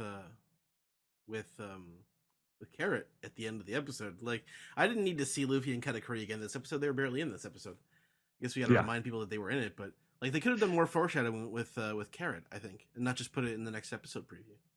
Yeah, they could have done more foreshadowing with that. I feel like if they really want to buy more time, it could have been like we could have seen Big Mom leaving Nut Island and finding the Sunny crew. We could have seen Luffy stepping back through the mirror and like coming into the mirror world. Yeah. But they did not. So it's like this weird, like they're trying to flesh things out, but they don't want to like actually add anything that wasn't in the manga. Yeah. I don't know. It was an okay episode. I liked I thought the heart of it. Yeah, I thought that the pound stuff was really, I thought it was really emotional. I thought that was really effective. Like just as time goes on, both Pedro and Pound's deaths. I'm like, oh, like I kind of hope that it just stays ambiguous forever. Mm. Like I think that kind of punctuates what the tone of the arc is really well. Yeah, I can see that. So, all right. Any other general thoughts you have, Ed? No, I think you're gonna like the next episode though. Like, yeah, I'm looking forward to that. Yeah. Yeah. But otherwise, a pleasant episode of One Piece this week. Not Yeah, pleasant. Aside from the fact that it's really sad. easy to watch. Yeah. Anyway, you want to move on to the next segment? Yes, let's. Okay.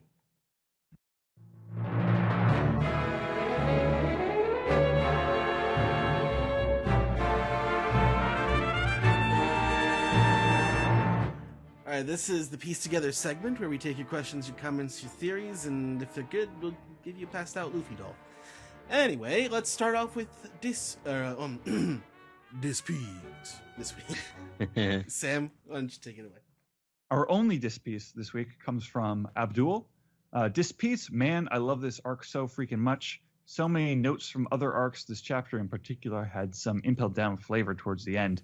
And I'm sure you guys picked up on this, but I got some serious Frankie family vibes from the horse's aesthetic. Look at those goggles. I saw Steve's tweet and brilliant response to fans saying Oda ruined Robin's character, and it's precisely why I stay away from the Reddit non-OPP community. I don't need to see that kind of nonsense. Really looking forward to the discussion. Excelsior, in memory of Stanley. Right. And a big day. Yeah.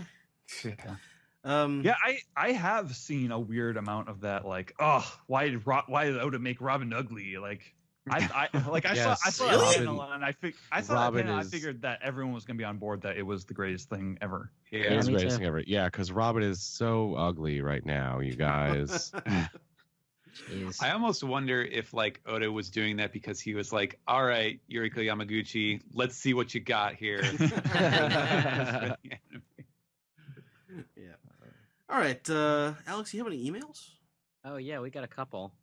This is from DDD, and they say, "Do you think Shanks is stronger, or at least as strong as Kaido? He did stop him before the war."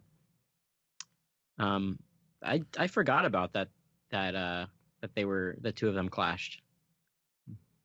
So I guess it depends on your particular yardstick for strength, right? Yeah. Well, we need to find out that Shanks is some like celestial being or something like that, so you can like bypass the strongest creature in the world or strongest man in the world. He's a dragon slayer. There you go. See, I'd like to think that he drank him under the table. That would be fun. That'd be That pretty would good. be good. Yeah. Also, this is to Zach. Congratulations for your honeymoon. If you're ever in Israel, let it be known. I will be more than happy to give you a nice tour around the country and show you the important places, not the boring ones. So, Zach will get that message. Thank you, DDD. This is a comment on the Dressrosa read-through. This is from Matthew Weston, and says, I just listened to the first part of the Dressrosa read-through and wanted to make a quick comment. On March 11th, 2013, 5 years and 8 months ago, Chapter 701 appeared in Shonen Jump. In this chapter, Law Law had the Straw Hat Pirates split up into 3 groups as part of their Operation Dressrosa. To this day, the Straw Hat Pirates have still not completely reunited. That is not something that I thought of. Like, I didn't even think about that. Because when they were all together in Zo, Sanji was not there either. So, Yeah.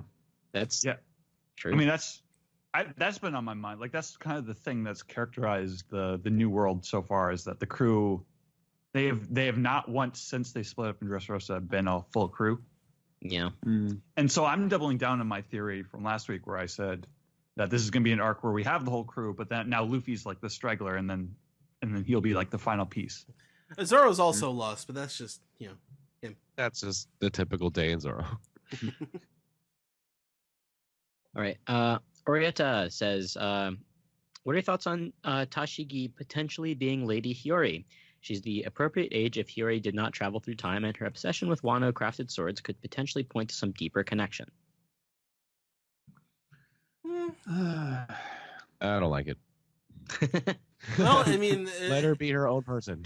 Well, I mean, yeah, and also she's going to Vegapunk. Like, she's still on that path, and we haven't seen that unless Vegapunk's in that cell, which he probably is. Yes, they're going to visit the prison. She's bringing the kids. Yeah, exactly. Oh man. So let's all go to Wano, children. There's no way to resolve that plot thread to make that happen, or well, maybe there is, but no reasonable way. Yeah. Also, they ask due to Rima's Rima and Zoro's their connection, and that Ryuma's human design closely resembles Kaido from the one shot. It makes them wonder if the connection between the two might be brought up again, aka like Ryuma, Zoro might be the one to lay the killing blow on the dragon, aka Kaido. Well, I was looking at that, and I was looking at that one shot the other week, and it would be really cool if like someone chopped off Kaido's head. Like, yeah, that would. I mean, it actually the way it looks like a proto version of the fight against Pika, right? With the way the distance and the sort of perspective work. Yeah. As for their resemblance, I mean, this was proto One Piece, so I wouldn't put too much stock into that. I think Oda was literally a teenager when he wrote that. Yeah.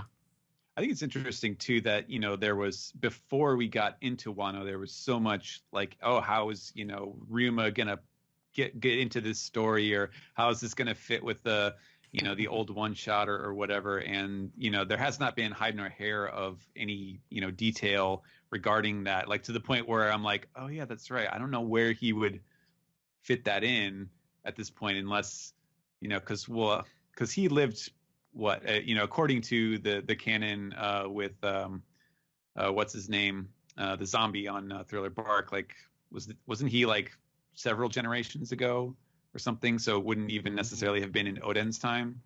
Yeah, it was like he's a very old ancient swordsman, I think. Yeah. Okay. But we can always assume that Moria robbed a couple graves when he was in Wano. Connor Merritt from Norfolk, Virginia. I have a bad habit of reading the manga. When reading a manga, I tend to go through fast and end up missing sound effects, especially when they aren't translated like in Weekly Shonen Jump. The Wano arc has made me feel like I miss out by doing this. The stage show vibe made me realize I need to give more attention to the sound effects. I can't wait for the anime adaptation to get the full effect of what Oda's doing. Does anyone on the podcast tend to have bad manga reading habits like this? When reading alone, do you imagine every sound effect or skip over some details in an effort to read it quicker? On the podcast, I get a better appreciation for each chapter because they're so thorough. Thank you. I would miss a lot if it weren't for this podcast. Same. I tend to also read fast because it's like, well, I could cram like 5 different chapters of manga from Weekly Shonen Jump on my lunch break, and just try to see how much I can read before listening to like the Shonen Jump podcast or the One Piece podcast. I feel like that happens with me where I read through it quickly. With everything else I read that can happen, but not with One Piece, just because like I'm so invested in it that I look at it very closely. But I can definitely see that happening with other manga, where it's just like, even if I'm starting to lose interest in the story, like I'll definitely miss details.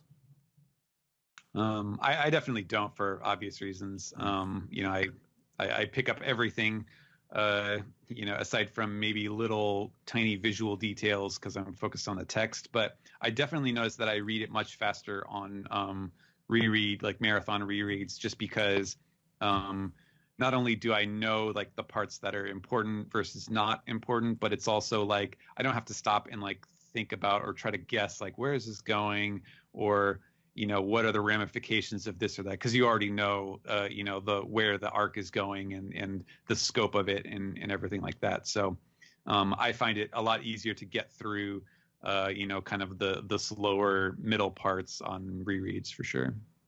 Yeah, and especially with like a fun adventure series, like what I'm trying to get a gauge of is like the energy and the flow of the story more than like the details and the logic of it. And it can also be different, like say you're reading sort of a serious, not as fanciful manga. I don't know if you would even have cause to notice the sound effects as much because, and especially with One Piece, it's so cartoony in a way that it's so over the top. In some places, you can't help but notice them. So it trains you to notice them more, I think.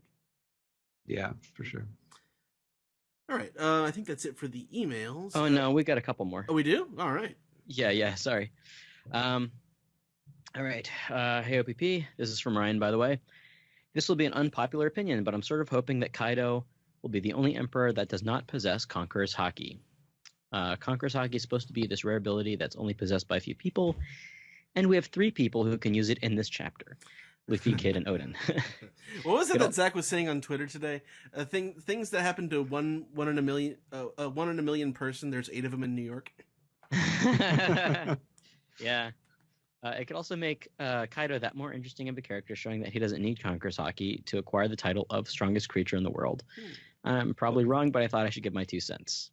I mean, Haki's already like what Haki is. It's like your ambition and your like willpower, right? Kind of. It's manifested in physical form. Yeah. I mean, I definitely read it more like when you're a big personality in the One Piece world, you're almost like destined to run into each other, and that's why these stories happen. Yeah, I guess that's true. What we don't see in One Piece is the day-to-day, of your average citizen. Mm-hmm. So I guess it's very important to remember that. Similar to we always bring this up, right? That devil fruits are supposed to be this rare entity, but yet everybody we see in this series has devil fruits. So right. And then at this point in the story, you kind of have to these are the strongest. Like we're gonna change the world. Like, yeah. How are you not going to be this strong, or how is everyone not going to have this many powers when we're this far into the story? No, it's true. True.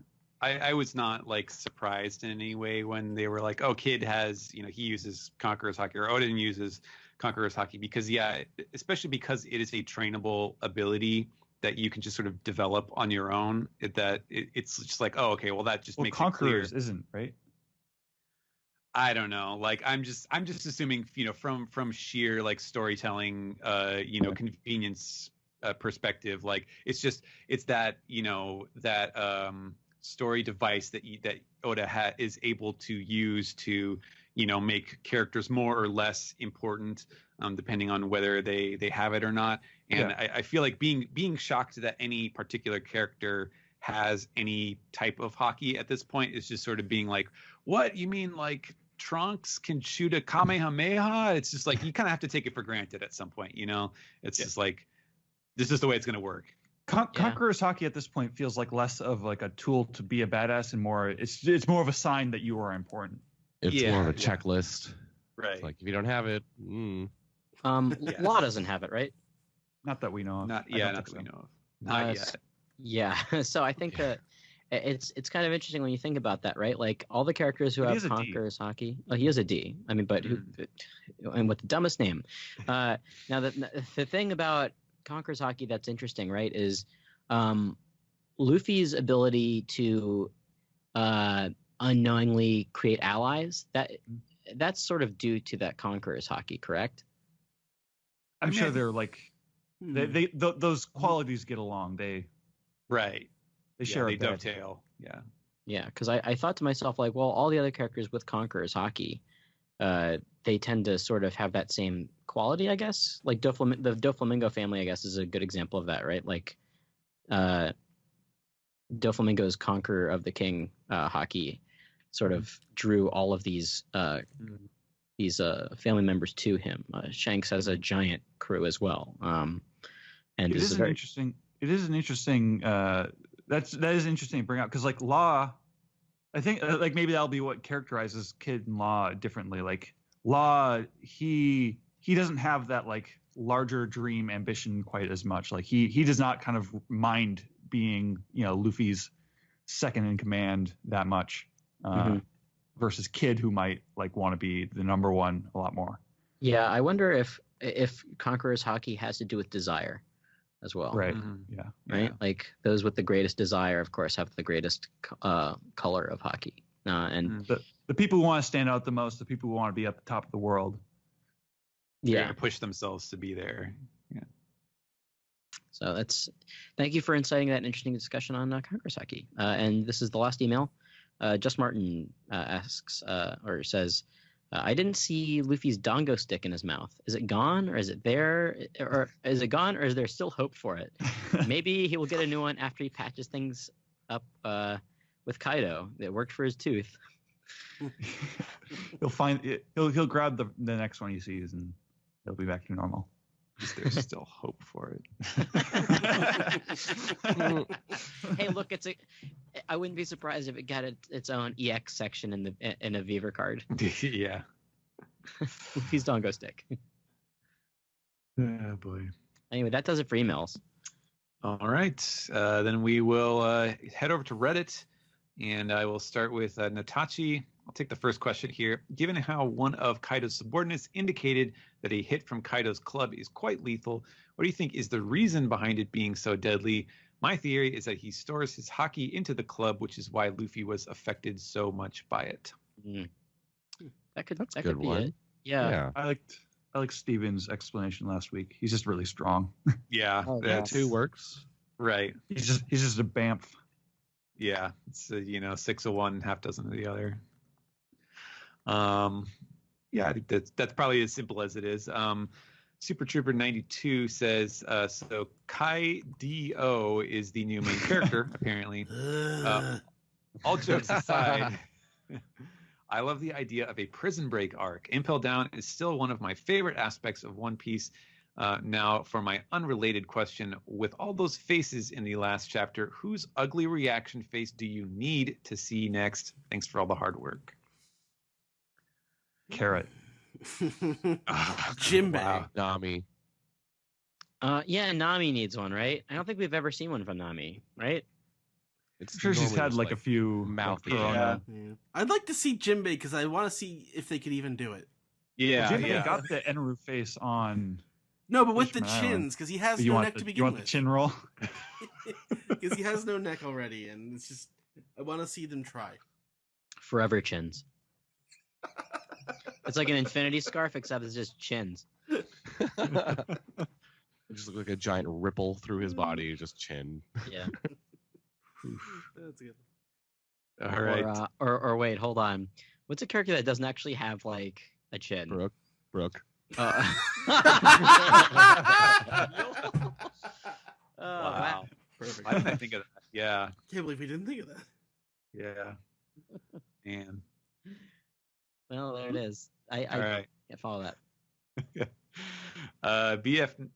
BF69 Noseblood Machine says, "Hey guys, I was wondering what you thought of the Straw Hat fleet showing up in this arc. I've always thought that taking down Kaido and his crew would require their help, and now with the revelation of Big Mom's crew making an appearance, they need all the muscle they can get.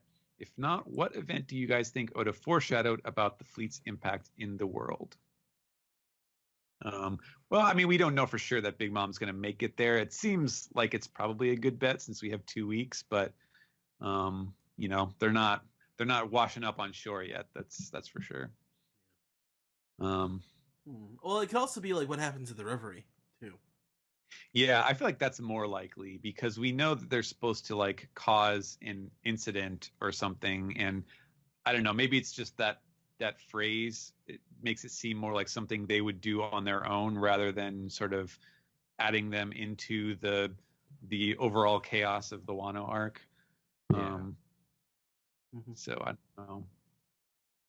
Yeah. I'm leaning towards Reverie if we're going to see them in the next couple volumes. Samuel 1698 wants to know what happened with the cursed sword Luffy was carrying. Oh shit. I guess they must have impounded it, huh? Good Probably, question. yeah. I mean, they wouldn't give it to him in the cell. No. Oh man, now Zoro will never get to see it. Yeah, it's by Luffy's side when he's lying down here. When he gets knocked out. Yeah. When he's passed out, Luffy. Yes, passed out Luffy. All right. Books is Cool says, I'm not sure if you've answered this, but what Zoan forms would you like to see for king or queen? I guess this is, under the assumption that Jack is being one of the lead performers. I really want to see someone with a saber-toothed tiger devil fruit who is allergic to cats. Ooh. That's pretty funny. That's funny. Yeah. I didn't get my snail Kaido, so I don't need any more Namekians. Yeah, that's interesting. I was going to point out too, in the chapter when the guards were like seeing Luffy and they're like, oh, he's not as big as a lead performer. So I was kind of curious to find out the answer to this, because technically, it's being Japanese, it is not there's no plural versus singular there. So hypothetically, they could have just been talking about Jack since he's the only one we've seen. But it did make me wonder, like, okay, so does that suggest then that all of the the calamities are like these huge towering guys, which just from a character design standpoint would make sense for Kaido's crew, but and Oda's sensibilities in general. Right. Actually, I have a question for you, Steven.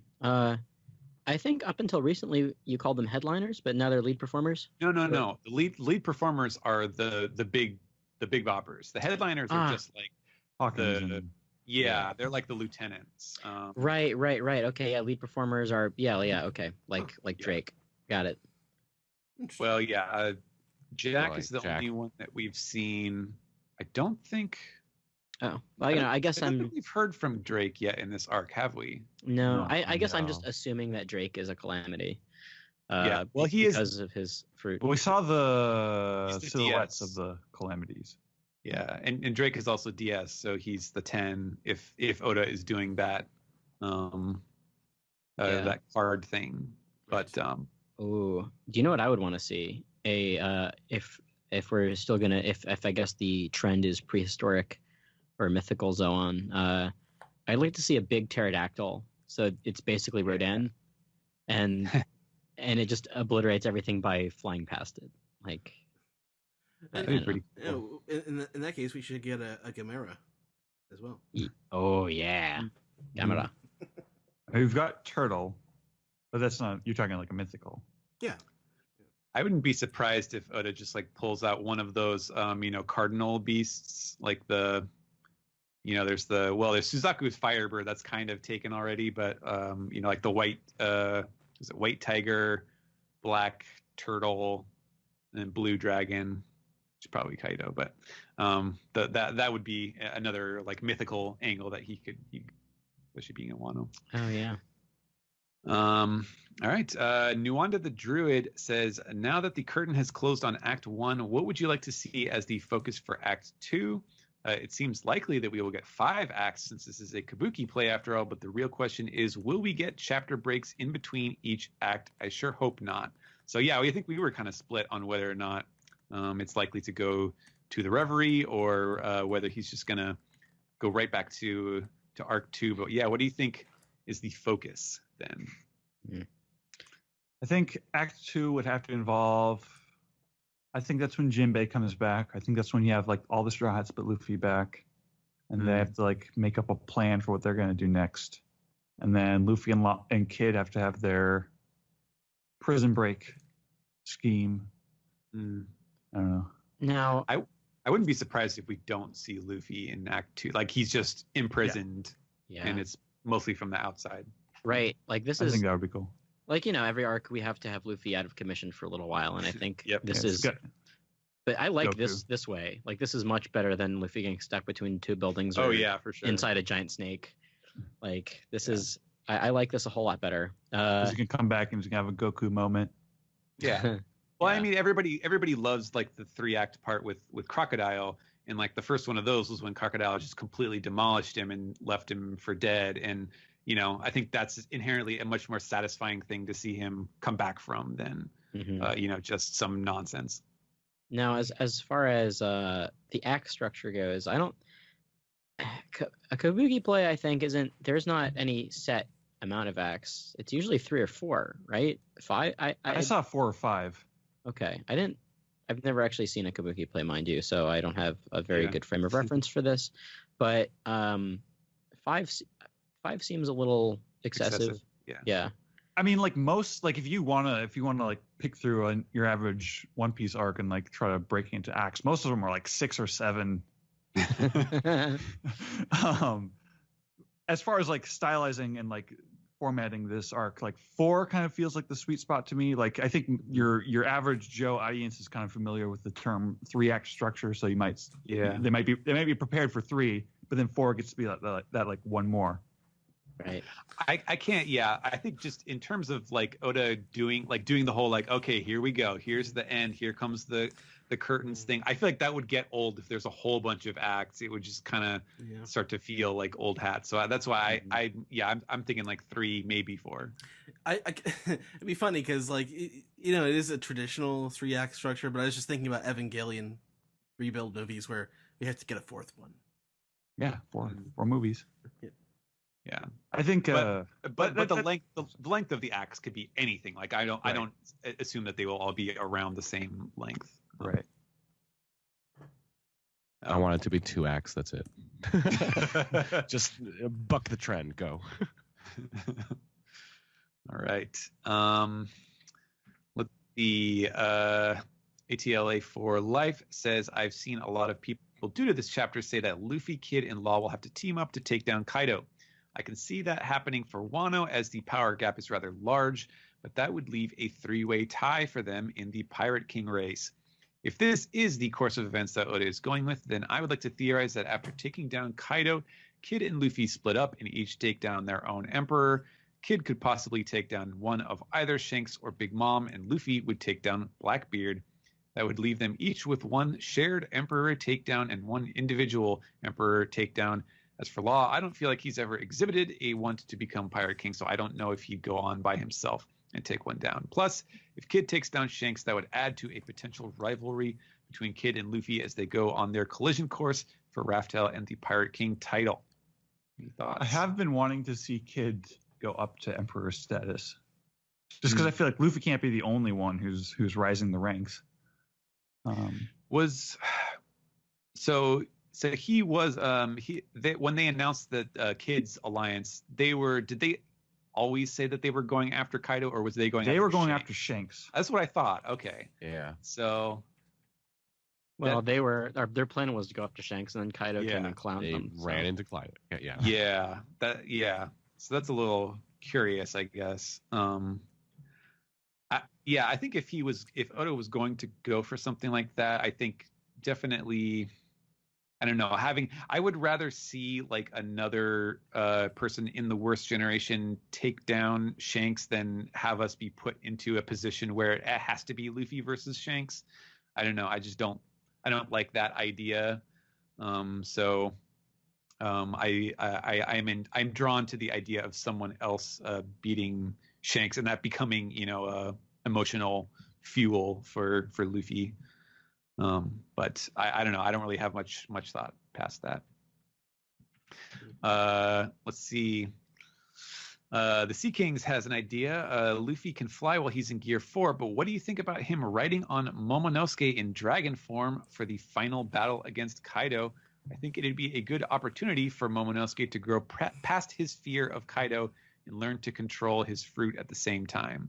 Mm-hmm. He seems too young for that still. I was gonna say it would be cool, but yeah. You're gonna recruit a 9-year-old to fight the strongest creature in the world. This isn't Dragon Ball Z, guys. Yeah. Also, Dressrosa taught me not to make any get my hopes up about anything cool like riding X thing into battle for the final battle. So yeah, we wanted to see Luffy ride a Moosey. That's it. Superior Dude has a quick question here. What useless devil fruit would you have based on a random quirk or fact? For example, Ed's can be the calendar fruit. He can recall any image perfectly only if it has appeared on a calendar. Or Brian's can be the mispronounced fruit, where even after being corrected, he cannot pronounce a name properly, but we still love it anyways. I guess this means Jammer died. I guess mine would. Well, no, I don't know what mine would be. Mine would be, I guess, the whoops fruit because I was using my shitty mic this whole time up until about 2 minutes ago. I didn't notice. I would say Alex would have like the impersonate fruit, where like his curse is that no one recognizes him as Alex because his voice always sounds like someone else, whether it's a bit or not. Oh, that's good. I thought you were going to The jammer. Well, yeah, that too. Yeah, I thought you were going to the well where I try to do impressions, but nobody knows what they're from. That's how good they are. That's the curse. Like, yeah. Right now, I am cursed with the cough fruit. Yeah. I keep hitting my mute button all the time. This recording. All right. Was there more pieced together on Reddit? Let's see. I think we can get one or two more in. Let's see. Like Northwind says, I thought that something like this would only happen in a movie, not in the manga itself, but we finally have a situation where Luffy has been captured and the rest of the crew is on its own. Most likely Luffy and Kid will work together to escape, and possibly only Zoro, maybe with a little help, will help Luffy to escape. Also, it is laughable that Kaido thinks he can break Luffy's spirit with simple hard labor. I guess he forgot what it means to deal with someone who is also a conqueror. Well, yeah, he is the fifth emperor, as they say. And let's see. I'll finish off with Craney McCrane Face, who says, great chapter this week with lots of exciting cogs in motion as we head into Act 2 of what is sure to be an incredible arc. One standout feature of this week's chapter, to which my question is asked in regards to, who on the One Piece podcast crew does the best Oda-style ugly facial expression? And of course, pictures of these attempts should totally be put on social media. All right, who's going to go first? well, let's do this in real time because that's how podcasting works. Yeah, I thought we were doing podcasting because we didn't like putting our faces out there. And then we made a movie. I don't know what. I made sure not to be on camera for that. Yeah. Well, I will do it. Keep an eye out, Twitter. I will look forward to that, definitely. All right. Is that it? All right. I think we can move on. Let's do some Piece the Tweet. All right. First one on Piece the Tweet this week is Operation Druid, who says, if each Yonko had a doppelganger in the Simpsons universe, who would they be? And you can't use Kaido since you already mentioned he would be Barney. Keep up the good work. I don't know. Big Mom is kind of like the crazy cat lady. Oh, that's a good one. I was gonna say Nice. Maxine. Is that her name, or Brandine? What's Oh, her name? Brandine. Yeah. Right. Cletus's wife. Yeah. Hey, trying to name all our kids. Yeah. Shanks. Shanks Shanks is kind of like the cool bigger brother who only appears in one episode. Oh, you mean the guy that beats the crap out of Homer? Right. This hurts even more than it looks. Yeah. God, I'm such a bad fan. I don't remember his name. But that's the not a deal, right? Is that the Adil episode? Peppy. Or Pepe? Yeah. Peppy. Yeah. Pepsi. Pepsi. No, Adil is that's the French one, right? Yeah, that's from like season 2, right? Season 1. Yeah. Yeah. I don't know. I confuse those two episodes because they both have a foreign kid in them. With antifreeze and the wine. My children need wine. That's a completely different episode. All right, let's move on to the next one. Mr. Porncast says, if every character in Wano had real jobs in the real world, what jobs would they have, and would they be able to time travel with the knowledge of those jobs to make a successful career in the future? Ooh, This is a convoluted question. yeah. Let's just go with if characters in Wano had real jobs in the real world. The modern world. Okay. Yeah. So I guess this would be like not just the crew, but like the actual locals. Right. I mean, Urashima could still be a sumo wrestler. Yeah. Yeah. Farming is still a thing. That's true. It's For hard. now, It's, at I least. don't know. It's hard to say because, like, I don't know if we know enough about them They're gonna farm Yeah. crickets. Take care of our meat supplies. yet. Yeah, that's a tough one. That's different. Let's go on to the next one. Yin Tab F says, so is Wano a stage play as it started with the opening of curtains in Act 1 ending with the closing of curtains? And who on earth is the shamisen player with the fox mask as she seems to be in front of the curtains? It's a good question. I am curious about that. Like, 'cause that made several appearances at this point. I would love. I don't think he necessarily would do it, but I think it would be pretty awesome if, like, at the end when he does like his sort of end roll narration, where he kind of poetically wraps up the arc. If he does like the pull out and it's like the shamisen player reciting the story or something like that. That would be neat. But I don't know. I'm assuming it's just kind of like a faceless narrator sort of thing. I want it at the end. I want the mask to be pulled off, and it's Bugs Bunny saying, "Ain't I a stinker?" That would be pretty good. I was gonna say it will be fourth wall breaking, and it's Oda's wife in One Piece now. All right. Next one Hey comes. guys, it's me, Oda's wife. She said. Sniper of my heart says Chopper for MVP for catching everyone with the guard point, but Crackpot Theory, Fox Lady is Kaido's advisor. Really no evidence for that, but I mean, I think it's ripe for a cool like pseudo fourth wall break. Like if she is someone important and she's also like presenting this play or something. It's like Toki. She's like, shh, don't tell. I'm still alive. See ya. All right, next one comes from Ghost Starch. She says, "If Luffy Now I'm worried that's actually what's going to happen. Yeah. All right, the next one comes from Ghost Starch, who says, if Luffy could freely control the extra air he uses to make a King Kong gun, like in Gear 3rd, then he could use King Kong attacks against Kaido, which will definitely hurt him. This plus future foresight to avoid Kaido's club, and he has a fighting chance." I don't know. I think I'm moving more towards team battle here. Team up fight. Yeah. Although frankly, it's something they haven't done in One Piece before. But Oda seems to be making exceptions for Wano in many things.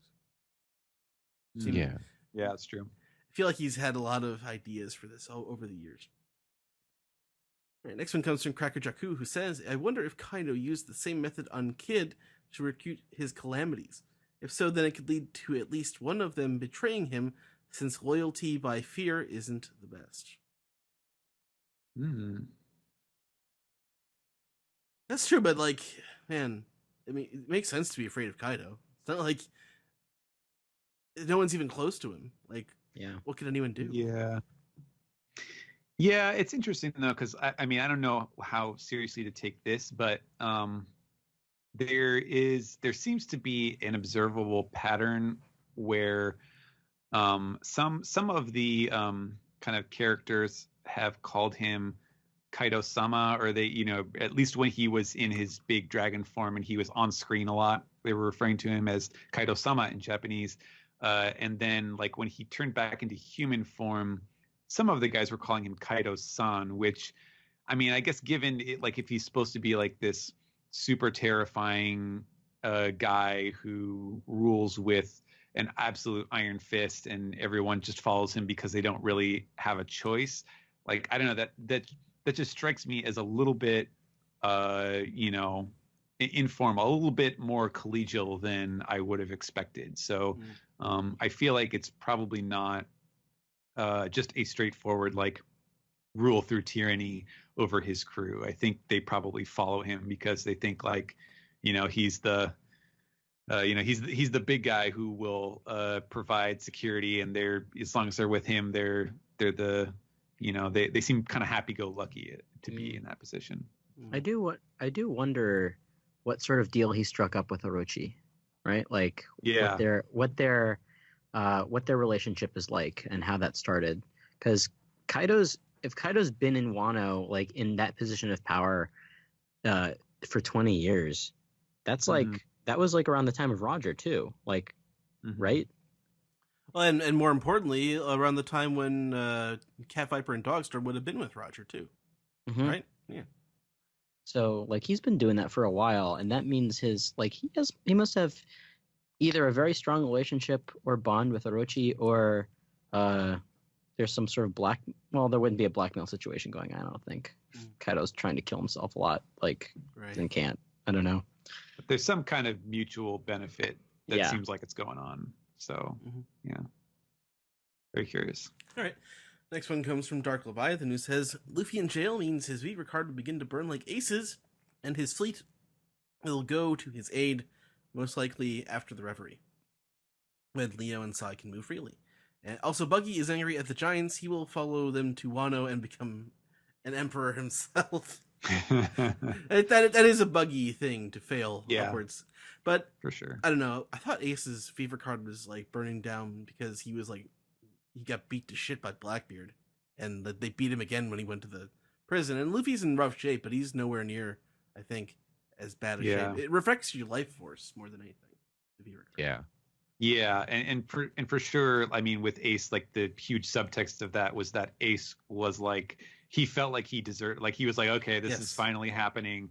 Like, I'm no longer going to be a burden on anybody. So he was giving up. And Luffy obviously is like, I'm going to get you, Kaido. So look at his eyes. It's a very, very different situation.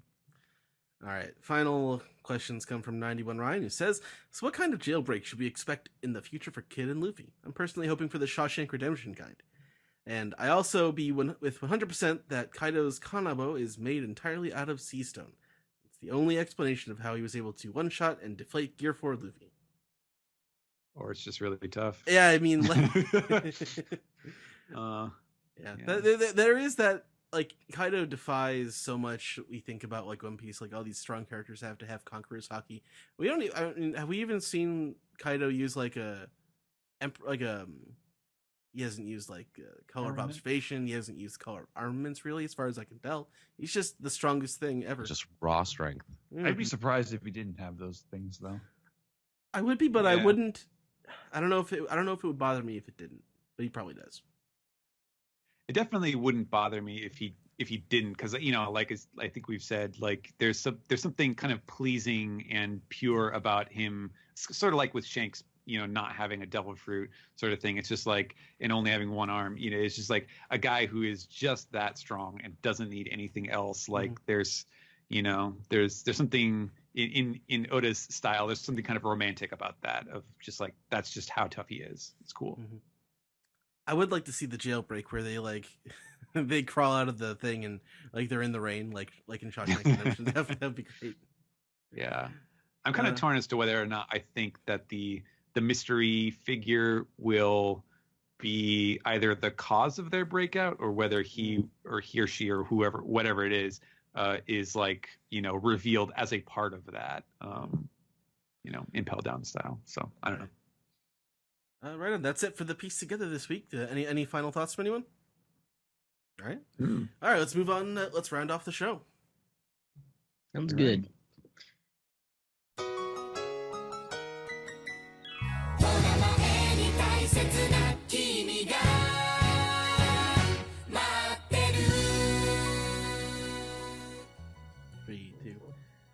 This has been the One Piece Podcast, episode 555 for the week of November 12th, 2018. I'd like to thank everyone for coming on this week. It was quite the impressive chapter. Everyone had a lot to say about it, and I just wanted to thank everyone for coming on again. First of all, Sam, where can the people out there contact you? They can find me on Twitter at Lucky Chainsaw, and they can find me on AnimeNewsNetwork.com doing the daily streaming reviews for One Piece, Black Clover, and JoJo's Bizarre Adventure, Golden Wind. And they can find me on the One Piece... I was going to say, JoJo's Bizarre Adventure is so good this season. Yeah. They, as far as the adaptation goes, they are, on their A game. Absolutely. I'm enjoying it very much. It's one of the anime I'm continuing to watch on a weekly basis. And they can find me on the One Piece podcast every week doing the anime recaps. Absolutely. All right, Dennis, where can the people contact you? I am on the Twitstagrams at Itchnob, and I also help host the Vintage Anime Club podcast, where this month you get to relive some childhood trauma as we go over both of the Unico movies that you can watch on Crunchyroll. All right. I think there's also they're also available on disc. I think as well. They are From Discotheque. I think yes. so. You get a double feature for both DVD and Blu-ray, but I mean, I already have a Crunchyroll account, so I might as well Right. stream it that way. There you go. And Steven. Yes, you can follow me on Twitter at Translatosaurus, and make sure to go out and pick up Volume 88 that just came out.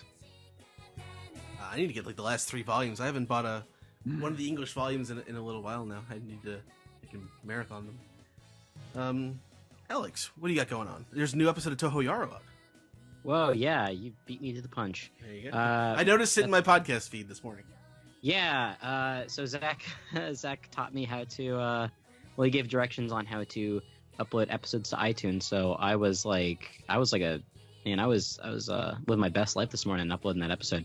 Yes, you can listen to me every week on Toho Yaro, a Japanese film club podcast that I do with my co-hosts Joey and Scott.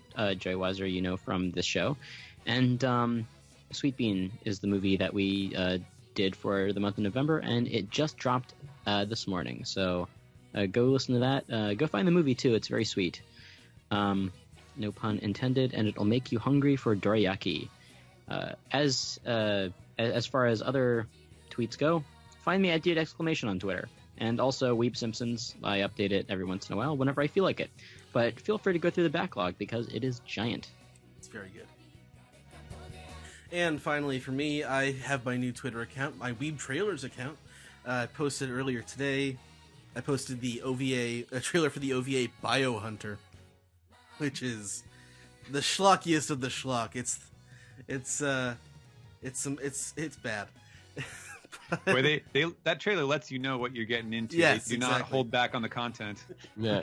Right, as opposed to the trailer I posted yesterday, which says it's Final Fantasy. It didn't really have anything to do with Final Fantasy. Not so much. No. Does it Yeah. have crystals? It's a legend. legend. There's Yeah. your legends. Well, then, you know what?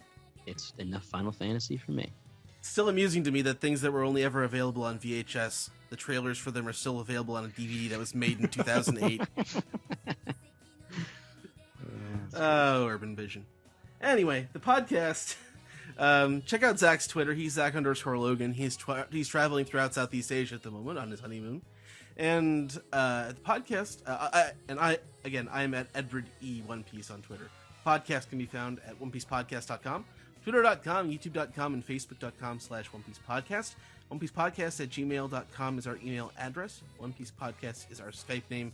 Please support us. Patreon.com/OnePiecePodcast. r/OnePiecePodcast, that's our subreddit. You can leave us some piece together there. You can subscribe on SoundCloud. You can subscribe on Google Play. Subscribe, rate, and review on Apple Podcasts. Or call us on our phone number. That's 347-497-MAJI. Maji. 347-497-6254. Call anytime. Anytime. In the future. With your questions, your comments, your theories, and why Hawkins wears his skanking pants. I mean, there's only one reason. The skank, yeah. Yes. The skank! Alright. Alright, so unfortunately, or maybe fortunately for some of you, there is no trivia this week. So I just want to say, again, thank you to everyone for coming on and helping me out with Zach when Zach is gone. And for the One Piece podcast, my name is Ed. And my name is Alex. We'll talk to you next week, everybody. Goodbye. Sayonara. Excelsior. End of Act 1. Please turn tape over.